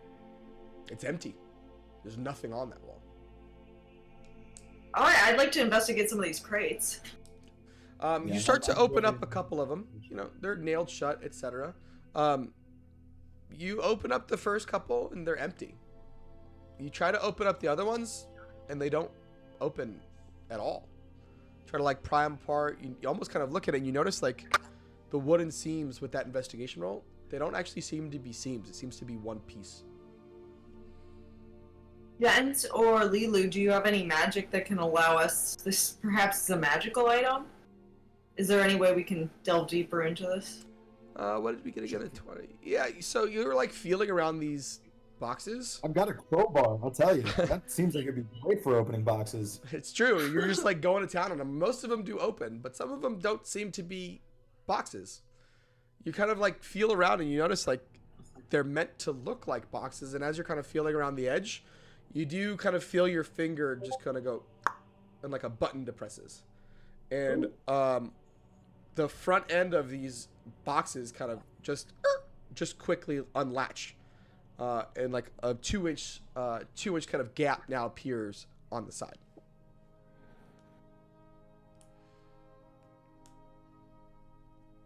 And we should approach with caution. It's almost like a secret door or something kind of like unlatched. Oh, it's a door. I thought the box was...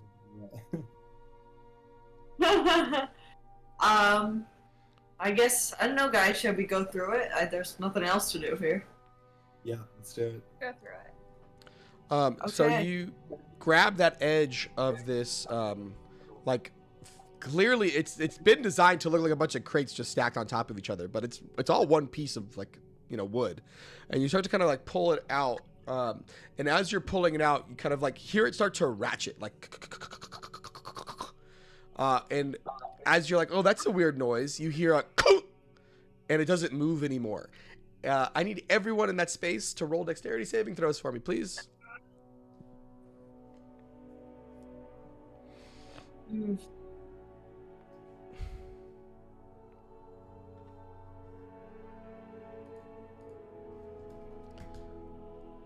All right. Rowena and Dent, as you're kind of in this space, Rowena's kind of looking into this thing opening up. You don't see anything, but it feels like just a giant carriage just flew right into your face. You feel this like invisible force just swack right into you. Dent, you also are like trying to see what's there. Your curiosity has the better of you. You feel this. Lilu, you kind of see both of your friends get hit by this invisible thing. You kind of see their face depress by some invisible force, kind of like they're pushed up against a window pane. And you just like dive roll instinctually out of the way and manage to avoid whatever force hit you.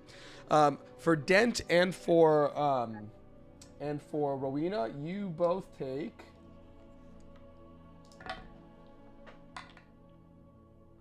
12 points of force damage as this kind of weird explosion seems to kind of go off.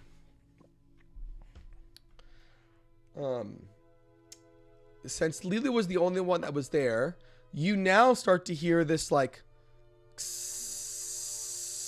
sound from that open doorway.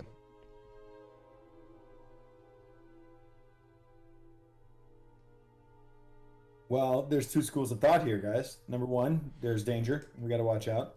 Number two, something really good is back here, and they're protecting it. And we came all this way to find whatever's in here. You know what, Rowena?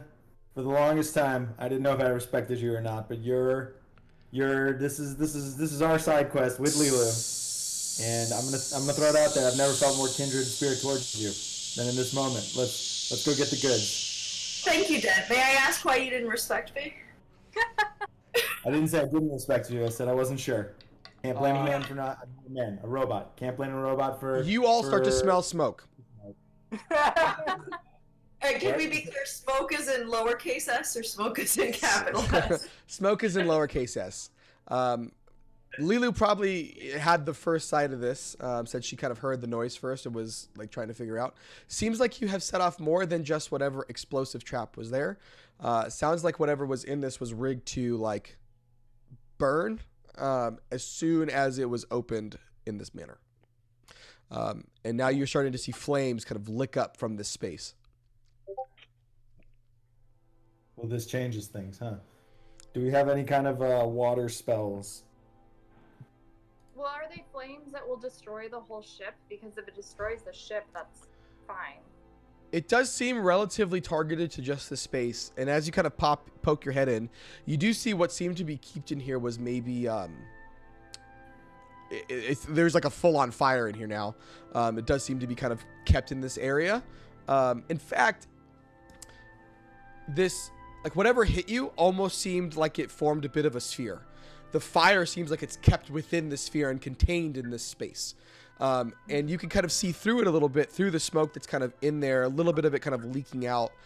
There's books, there were some pieces of paper, and small little figurines dotting whatever this like small little alcove was.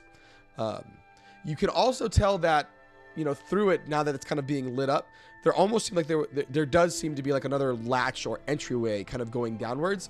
But it's basically all contained within this invisible sphere that is now almost entirely engulfed in flames. Whatever was in there looks like you were not quick enough to get to it. Well, fuck. Booby trapped by the quorum. Yeah, I would say, I mean, if there's nothing left here for us to find, I would say maybe we try and cover our tracks, cast Ray of Frost. What are you trying to cast Ray of Frost on? The giant fireball. Oh, sure. Yeah, you cast on it. You kind of notice as you cast Ray of Frost, it almost seems to like go around this sphere that kind of like pushed out, kind of chunked back into you. But it does seem to cool it down enough where like it's now just smoke and not fire inside. And eventually the smoke kind of wafts out from, you know, this little like weird contained space.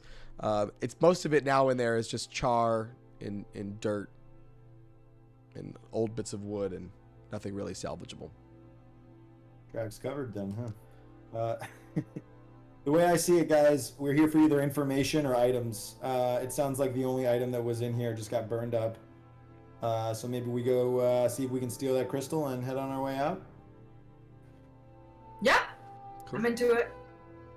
So you guys start to go back up the ladder. And as you kind of climb up the ladder, you know, kind of starting off with Lilu and then Dent and then Rowena. As Rowena starts to kind of get up, you notice from behind you this tisking sound.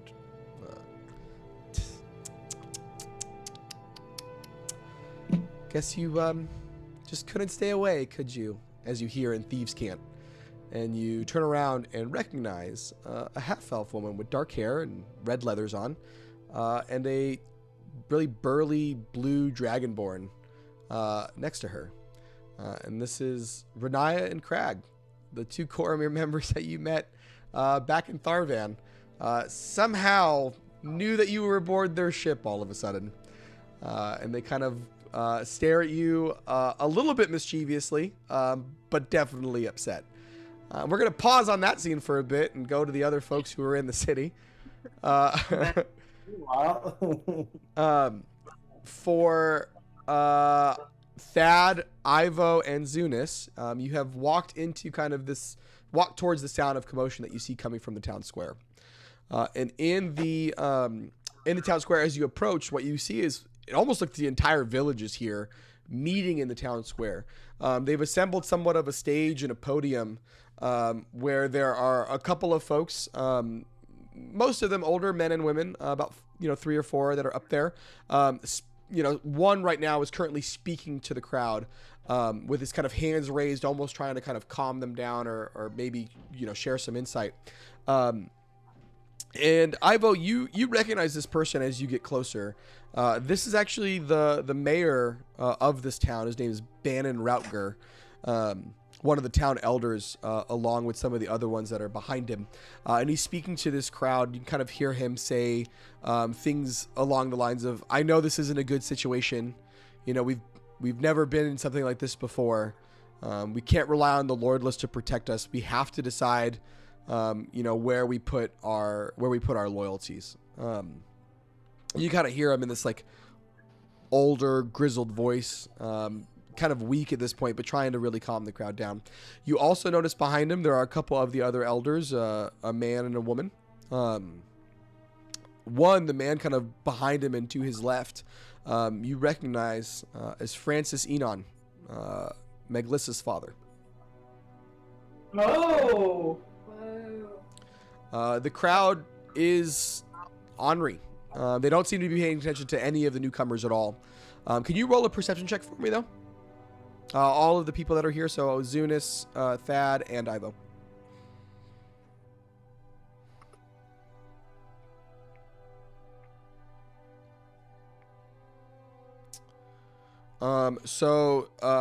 Thad, you notice that kind of scattered throughout the crowd, almost on the perimeter, are where all of the pirates and Coromir seem to have gone. They've probably got about maybe 15 plus on the edges of where the crowd are. Maybe 1 or 2 a little bit deeper in, but none like really up close near the podium. There are a couple on the sides of the podium. Coromir members, you can recognize them by the red leathers that they're wearing, and the same symbol on their kind of shoulders and cuffs. And they kind of are flanking both sides of the podium, seemingly like protecting the town elders. But the pirates and the rest of the Coromir are kind of scattered on the perimeter of this crowd, either running security or there for some other purpose. Should probably play it cool. Yeah. Play it cool, see what they're talking about. But I'll kind of nudge Ivo and direct his attention to the Coromir on the edges. Would Thad have seen the father in the mirror? Like, would he maybe potentially recognize him from that? He would, yes. Oh, cool. Yeah, you did see him in the mirror, or at least a younger version of him, I should say.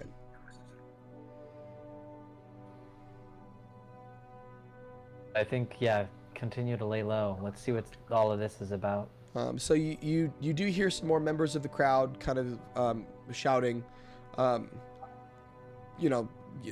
older farmer kind of from the back end says, Karna's protected us for years. We can't betray her. If she needs us now, we need to support them. We can't throw our hands in with Valdrew at this particular time. It's dangerous for all of us to go against Karna. You hear another one from the side. Karna's weak. She doesn't know what she's doing. And you hear like a woman shout out, yeah, it's time for new. We need someone new. And then Bannon above kind of all of them. Now you kind of hear in like his older voice, I understand all of your concerns. We know what we have to do in this moment, but we're a free people and we make decisions together. We'll be having our vote tonight and we'll count it off in the morning. As we've already shared, I do believe Valdrew is the safer option to go. Karna has done some terrible things to the lot of us. She's stolen our people and taken them all from us. She's done terrible things in the name of the Lordless. It's time for someone else to support us. And we should endeavor to make sure New Blackford is taken care of and profitable for years to come. You kind of see a lot of people in the crowd kind of nod. Ivo, roll an insight check. Actually, everyone roll an insight check because you can kind of recognize, what Francis is. Please.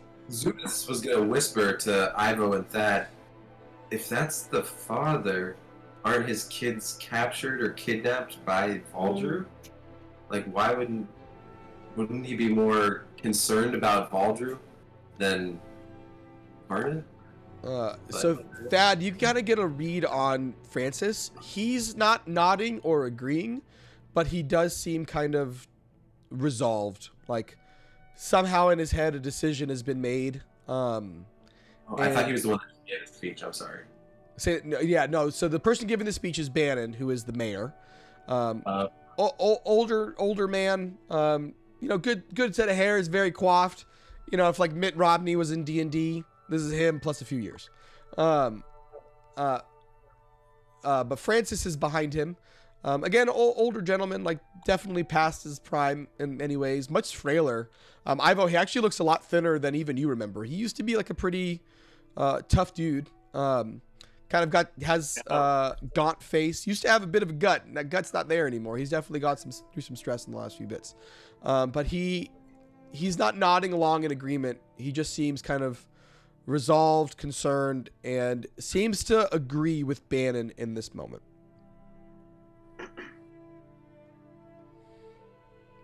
It is interesting, Zunis. Maybe we, if we ask some questions in the crowd or something like that, we can get more information about whereabouts of the sisters. Do I see anyone in any familiar face in the crowd? Kind of knowing my backstory that we were all kind of outcasted, but maybe people who were kind of neutral to me and weren't necessarily the most, they probably did like what I did, but weren't necessarily ready to banish me from the town. Roll a perception check. Yeah, roll a perception check. And there's no penalty here, so you can roll it at advantage since you have the eyes on.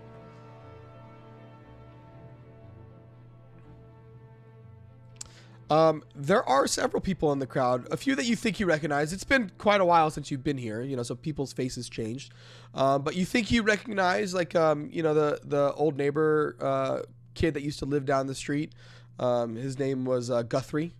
Guthrie, he was a little younger than you. Seems like he's grown up, got a little bit of, muscle stock on him from his time in New Blackford doing some good stuff. He was relatively nice to you.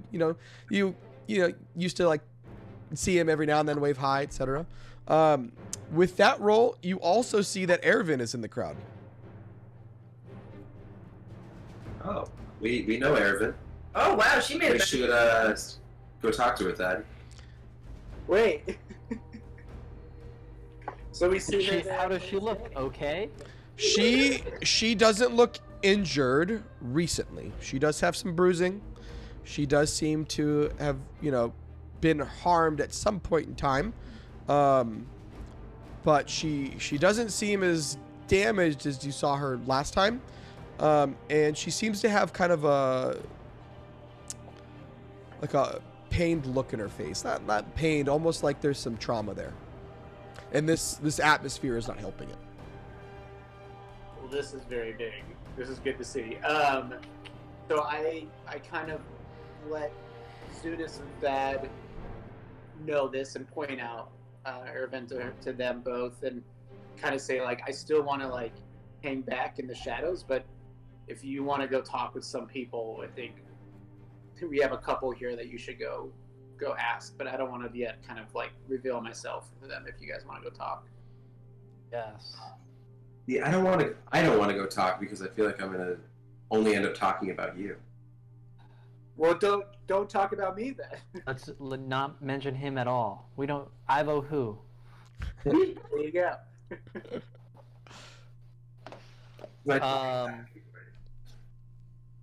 Maybe we start with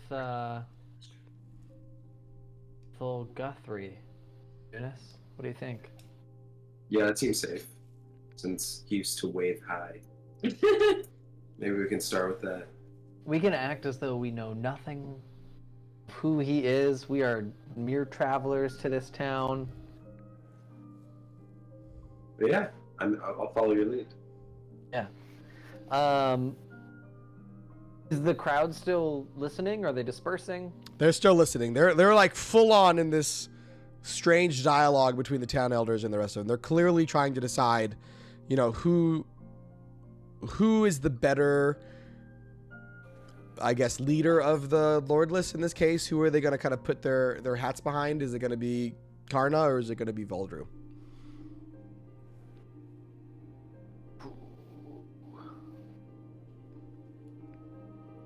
Alright. Okay. I guess we'll saddle on up to Guthrie then. And kind of, size him up, give him a little nod, and say, "Hello there, friend. What news might you have for a weary traveler new to New Blackford?" He kind of looks at you and eyes you strangely. He goes, "Well, I guess we don't get a lot of dwarves over here. That's sure an interesting place for you to be. I don't know what other news I can tell you. If you've been here for more than a day or two, you probably already could tell there's a little bit of fighting going on. So just trying to decide who we fight with, I guess." And what are your thoughts? Oh, I don't really have any thoughts. I'm just trying to make my way. I barely even been out of New Blackford, so we're trying to pick, I guess, who's gonna help New Blackford the most. Has the violence come to New Blackford already? Yeah, there's been definitely been some trouble. We heard Karna did made some real stupid choices. She ended up taking one of the town elders' daughters, and it wasn't pretty. Where did she take her? That's terrible. I'm so sorry to hear about that. Yeah, it was pretty less. Luckily, one of them actually was brought back. It was really awesome. It was one of the things where we really liked what Voldru was telling. He actually brought Irving back to us, so it was great to know. Yeah. I don't know anyone here, but since we're wanted help, do you know the name of the daughter that was taken? Oh yeah, it was Irvin, like I said, and Maglissa, and if you don't mind me asking, sir, what the hell are you? I'm not exactly from Yarn. Let me give you the exact. I'm a folk hero. Interesting. And Listen, I don't want to be rude. I'm sure it's a very interesting story. My suggestions around these parts might be maybe put your cloak up a little bit higher. it's not a bad idea. I don't want to come across as different. I get that. Well, probably can't avoid it. I would just maybe keep your mouth shut and stay low. That's fair. Yeah. I appreciate that. Thank you very much. What was your name? You're a true gentleman, Guthrie. My name is Zunes. How did you know my name was Guthrie? Who? I think I should probably go. I don't know what y'all are about, but something ain't right. We are priests, and sometimes the divine speaks through me. I apologize. Roll a persuasion check or deception check, whichever you feel like you're trying to do more at this moment. Let's see.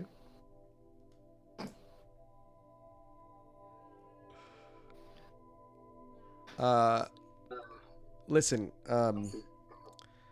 I'm sure, well, I'm not sure, quite frankly. I don't know what you mean or if you mean well, but you and your fucking blue friend probably shouldn't be here. Oh. We'll be on our way then. Mm-hmm. Understood. For your words. Roll an insight check just before the end of this interaction real quick.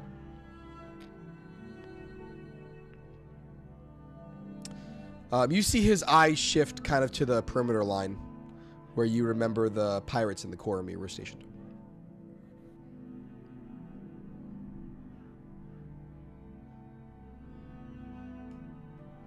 All right. Right. We'll make our leave of Guthrie.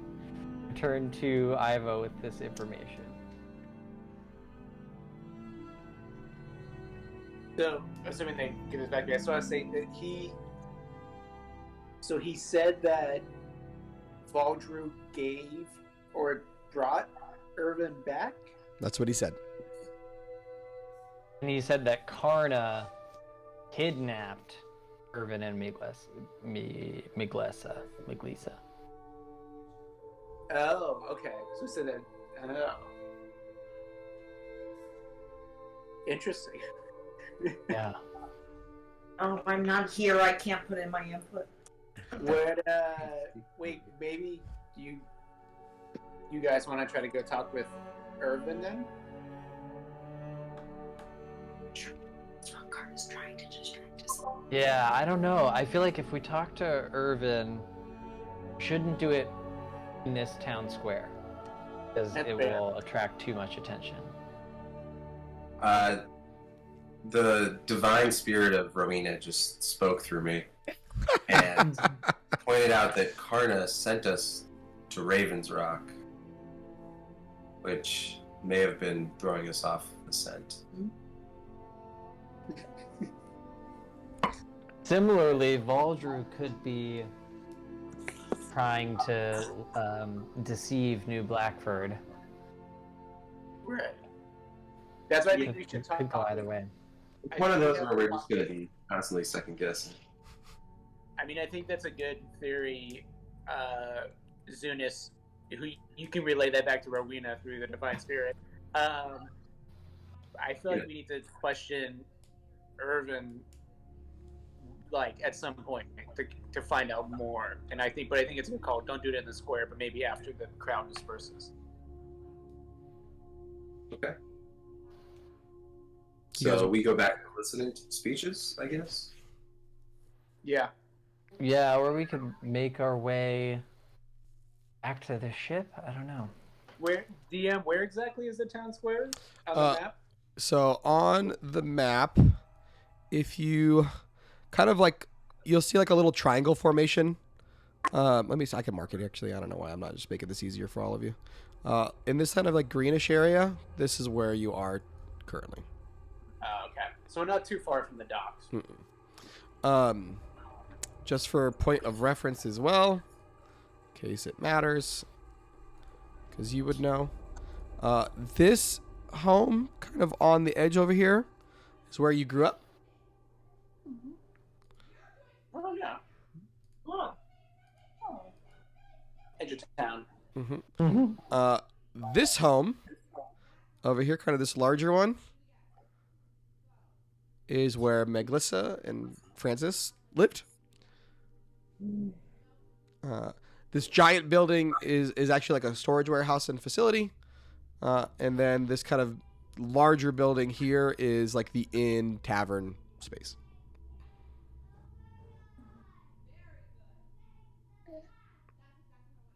Got it.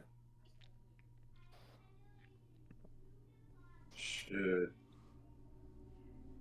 we go investigate around the town since we're not going to be active for a minute? Or would that make us suspicious? Now might be a good time to do it, seeing Everyone- as everybody seems to be here. Could we go? Yeah, let's go to Meglessa's home, or at least I would say let's go check that out because I still feel like there's some foul play here to see if we can do anything from that. Can you all do me favors because you're trying to move through the crowd relatively unnoticed?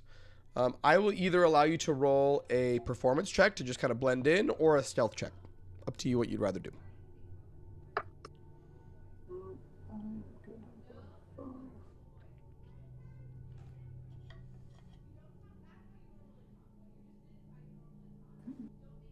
What's it? Roll, Ivo. You do actually manage to get out there. On your way, you notice that you see Guthrie actually talking to some of the pirates.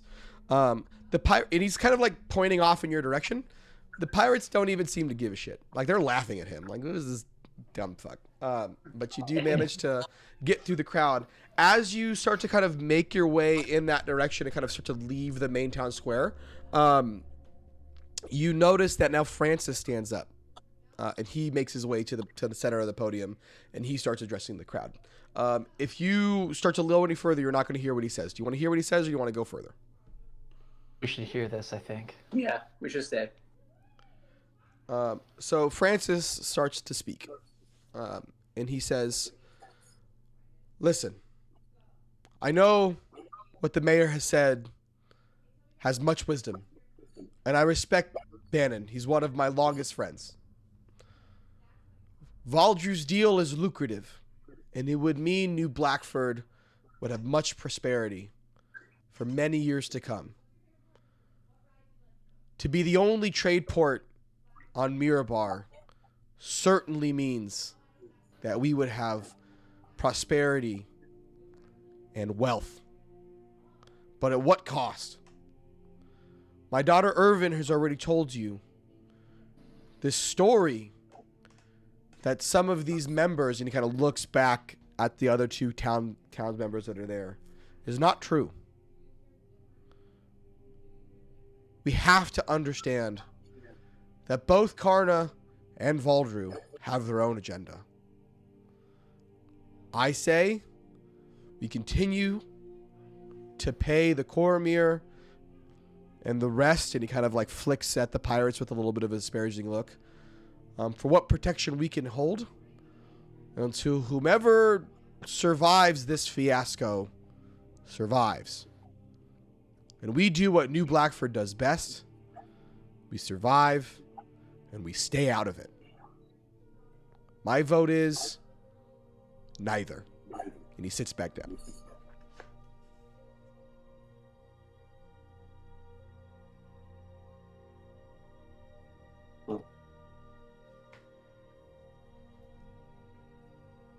Shall we go to his house? So what is the kind of the reaction from the crowd with this deal? There are several that like do speak up and seem to like believe that's the right way to go. He's getting more boos than, or like more negative response than positive affirmation. So I guess let's continue out of the crowd, and then I kind of want to, once we get to a point, once we get away enough from it, I'll address Thad and Zunis. Totally. So you've managed to kind of already get past the perimeter line. The pirates in the Cormir don't seem to be paying much attention to you.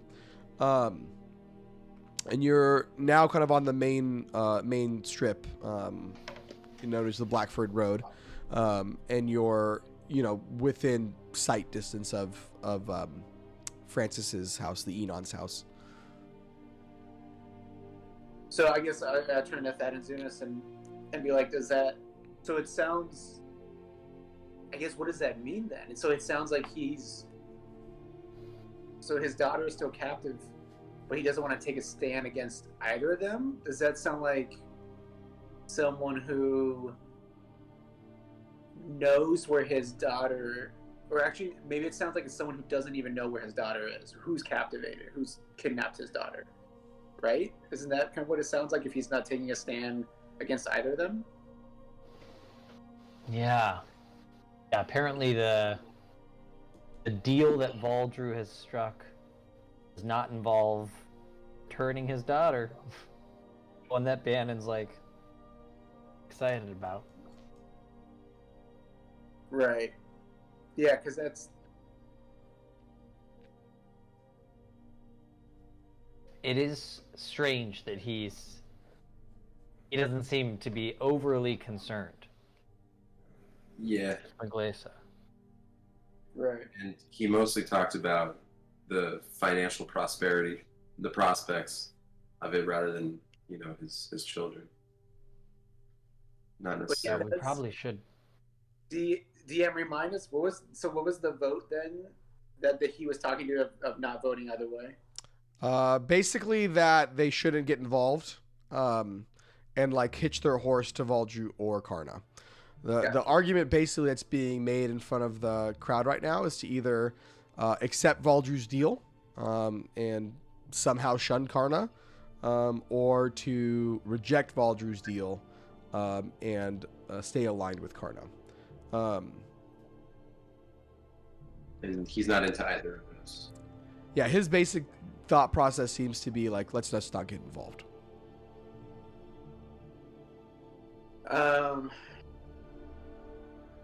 Yeah, so this is very confusing because I feel like it feels like he doesn't know who kidnapped because he doesn't know who to take a stand against or for.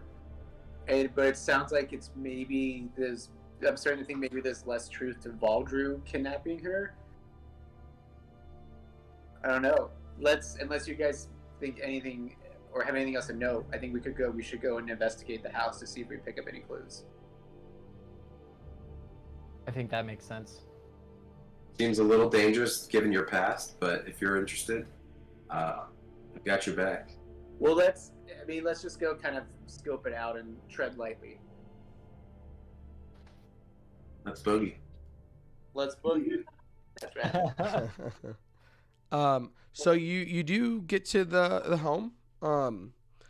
You can kind of tell it's unlit. Doesn't seem like there's anybody inside. Come to the door, which you've stood out a few times, Ivo. The last time you were in this doorway, you had assaulted Francis, knocked him to the ground right in front of you, and you see that image in your brain, and you kind of look down from where he was on the ground, almost kind of seeing through the door in this flashback, and as you look up, you kind of see that face of fear in Meglis's eyes, and you just remember how you kind of fled that night and never came back to New Blackford. But you have your hand on the doorknob. What do you want to do?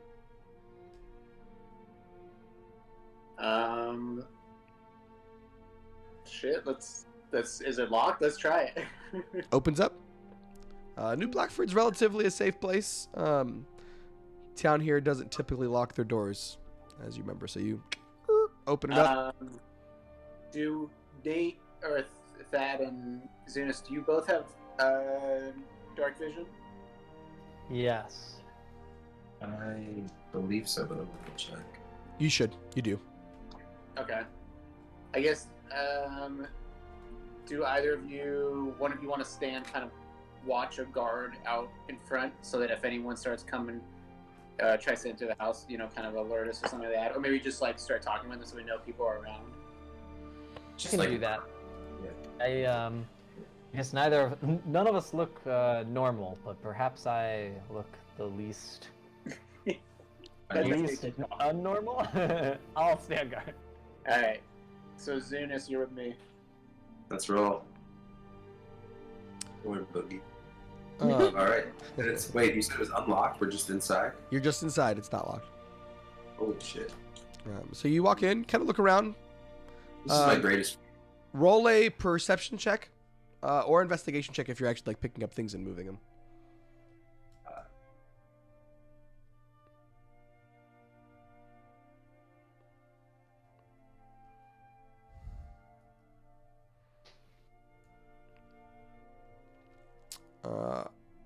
Ivo,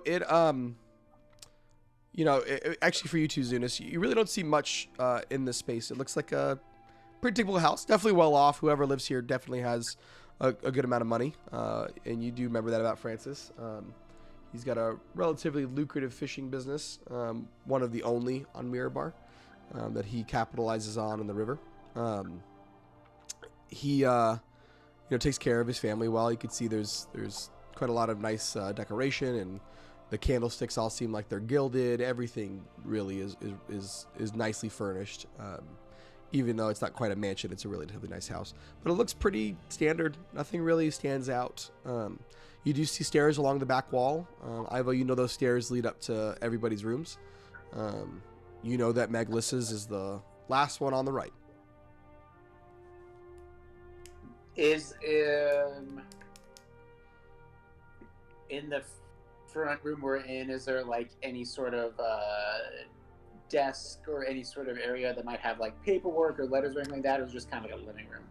There's like a desk kind of off into a corner that is like Francis's kind of writing desk and workstation. There are papers there, nicely neat. Francis is a bit OCD and like keeps everything like perfectly segmented and organized. Can I just go over and I'm not trying to move everything around, but still, again, you're just using dark vision, kind of look over the letters and whatever's just on top of the desk? Yes, you can. So you go over them. They're all really stacked nice and neat, so it's hard to kind of see anything unless you do move things around. The letters on top seem to be pretty basic, assigned to him. There's some ledgers around, how many fish his men has caught and like how many was sold and for how much money. That's really the only thing you can see on the top level without shifting things around or opening drawers. Okay. Let's head up to the second floor, to the bedrooms. So you go in. Are you going to any particular person's bedrooms there? There are. We'll go to Meglissa's first, yeah. So you go all the way down the hallway and open her door. It kind of swings open, or opens it there for you. You notice there's the bed. The bed is made nice and neat. The room has been taken care of in her absence. On her bed, it's like a faux post bed. On one of the edges of the bed is a necklace that is oddly hanging from the bed by a dagger blade. What's on the necklace? I'll approach it. You approach it and you recognize the necklace. You actually gave this necklace to Meglissa many years ago. It's a small silver pendant. You didn't have a ton of money growing up, but you saved up a lot to have the local jewel crafter make it. It's just a silver, almost locket style, but it doesn't open. It's just kind of textured a little bit to kind of be in a nice shape and kind of engraved around the edge with some really pretty imagery or pretty line work. So a very modest necklace. You pick it up. You remember having it made for her. You remember when you gave it to her. And it brings back some fond memories. But they are almost immediately brought up with concern. The necklace is half covered in blood. Ugh.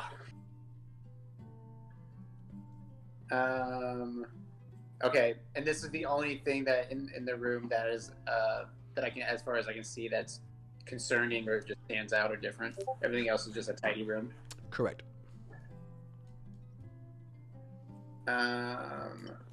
Interesting. Okay. I want to pick up. So Ivo's gonna go ahead and pick up the necklace and pocket it. Okay. And then let's go look at the other bedrooms. Let's do. I guess let's just do whatever the next one is. Maybe Irvin's or the father's. Who's ever next to it. We can just go in order. The run right across would be Ervin's room. As you go into Ervin's room, it's a mess. Like someone has lived here, and not really taken a lot of good care of it. Roll an investigation check for me.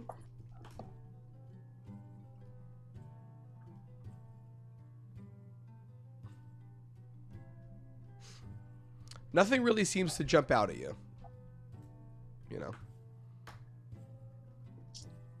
I'm assuming, or is Zunis, did you stay downstairs or did you come up with me? I stayed downstairs. It seemed pretty personal. Okay, so then I'll go to the upstairs. Zunis comes upstairs because a bit of time has passed. Okay, I'll go to the father's room then, or the next bedroom. Roll another investigation check for me. Zunis has joined you, so should I roll as well? Totally. Great. Yeah, great stuff. Iva, as you're kind of looking around the room, you notice that there is a nightstand next to Francis's bed. As you kind of like look through it, open it up, you do see in a very non-Francis way, like envelopes have been shoved in here, kind of mismatched and gross. And the envelopes are odd because they seem to be like not full of paper. Like there's like something in them that has like a good amount of size to it. I want to investigate. So you open one of them, and when you first like get to it, you can already tell the letter like it's been opened, whatever has been in there, and the bottom of it is kind of damp. And you open it up a bit, and you're like, "This is worst case scenario." It looks like it might be a finger bone or something that's in here. You gotta go to the next one, and it's a piece of skin. You go to the next one, it's like a fingernail.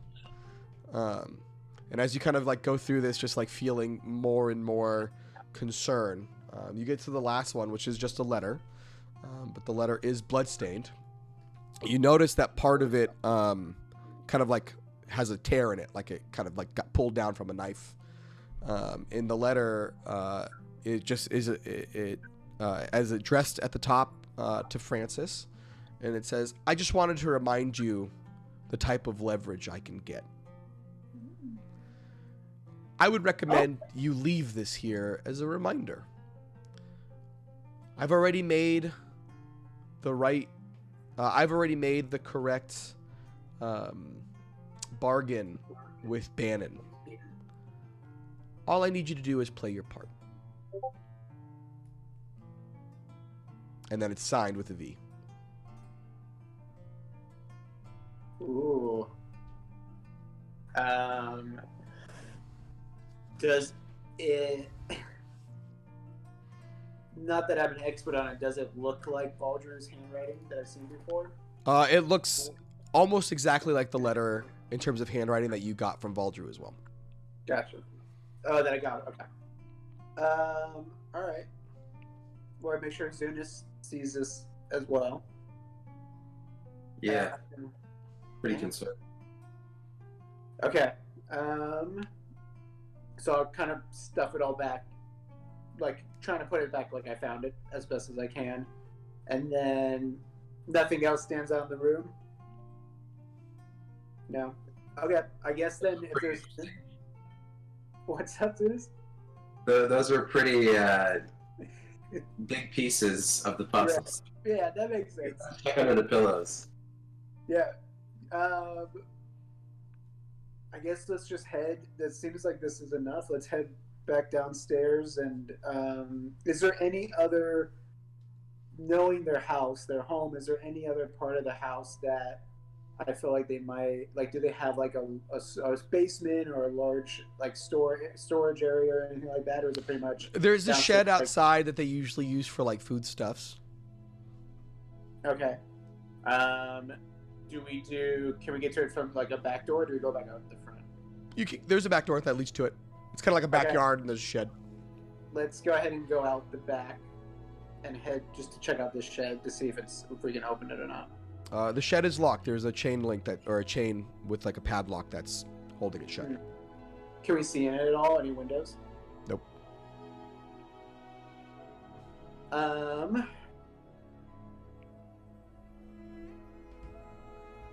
don't know if there's anything to gain. What do you think? Is there anything to gain with breaking this lock? Someone who is vehemently against breaking and entering, I'm a bit insecure. So Zunis wants to get out of there. Zunis has been a bit anxious the whole time. He's only there. He's only there for you as a favor. I think he thinks anything extraneous is not worth our time, out of fear of being discovered. That way to keep me in check. Okay, then let's kind of sneak back around the house back to the front and join up with that. As you start to go back to the front of the house, you hear at the door someone turning the knob. See? Cool. Wait, inside the house? Like trying to get into the house. Someone is turning the knob trying to get into the house. Oh, okay. And we're in like the living room, that front room there? Mm-hmm. Shoot. Then I mean, the obvious thing to do is hide, but that never works. And as Zuna says, that never works. The door opens, and standing. Trapped in the closet. Here we go. And as the door opens, you see that it's Ervin walking in, a little dejected and worried. Hey. What? And she just like starts to turn and just like run out of the house. Oh no. Well, I'll step from the shadows and say, "Hey, don't worry."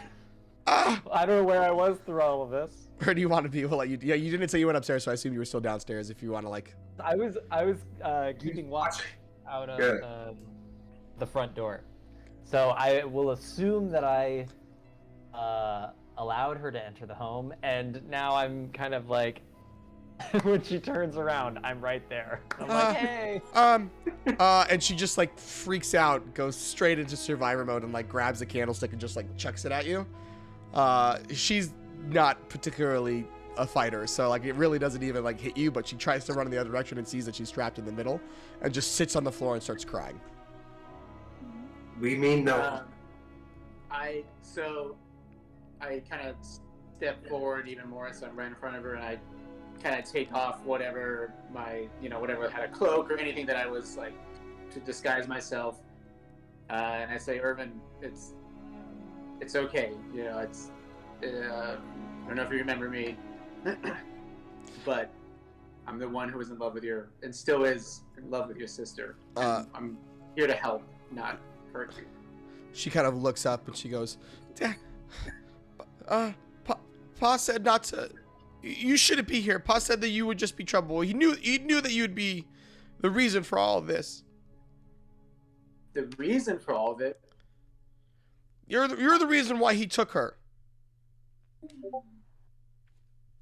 So Valdrew took her. Yeah. What didn't you hear what Pa said?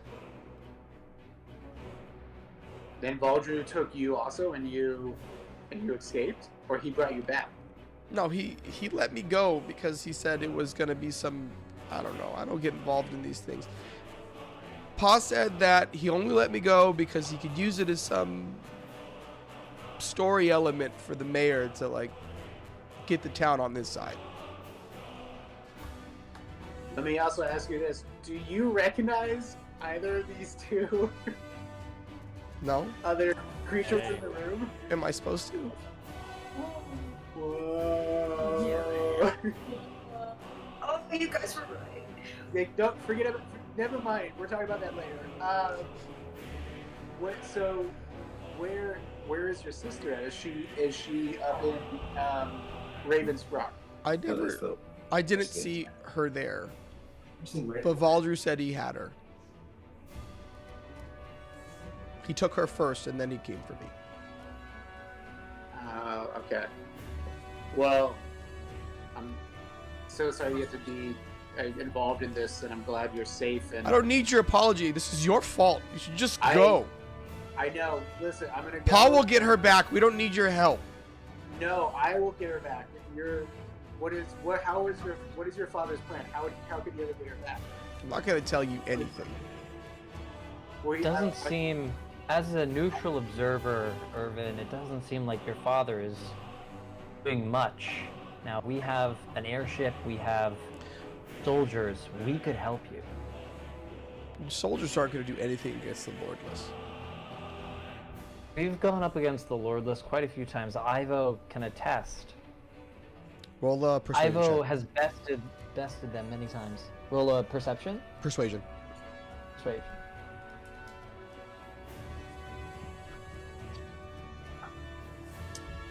She kind of like stumbles at that a little bit, but is still pretty resolute. She does share though. Listen, Dad already said he'd do what it takes to get her back.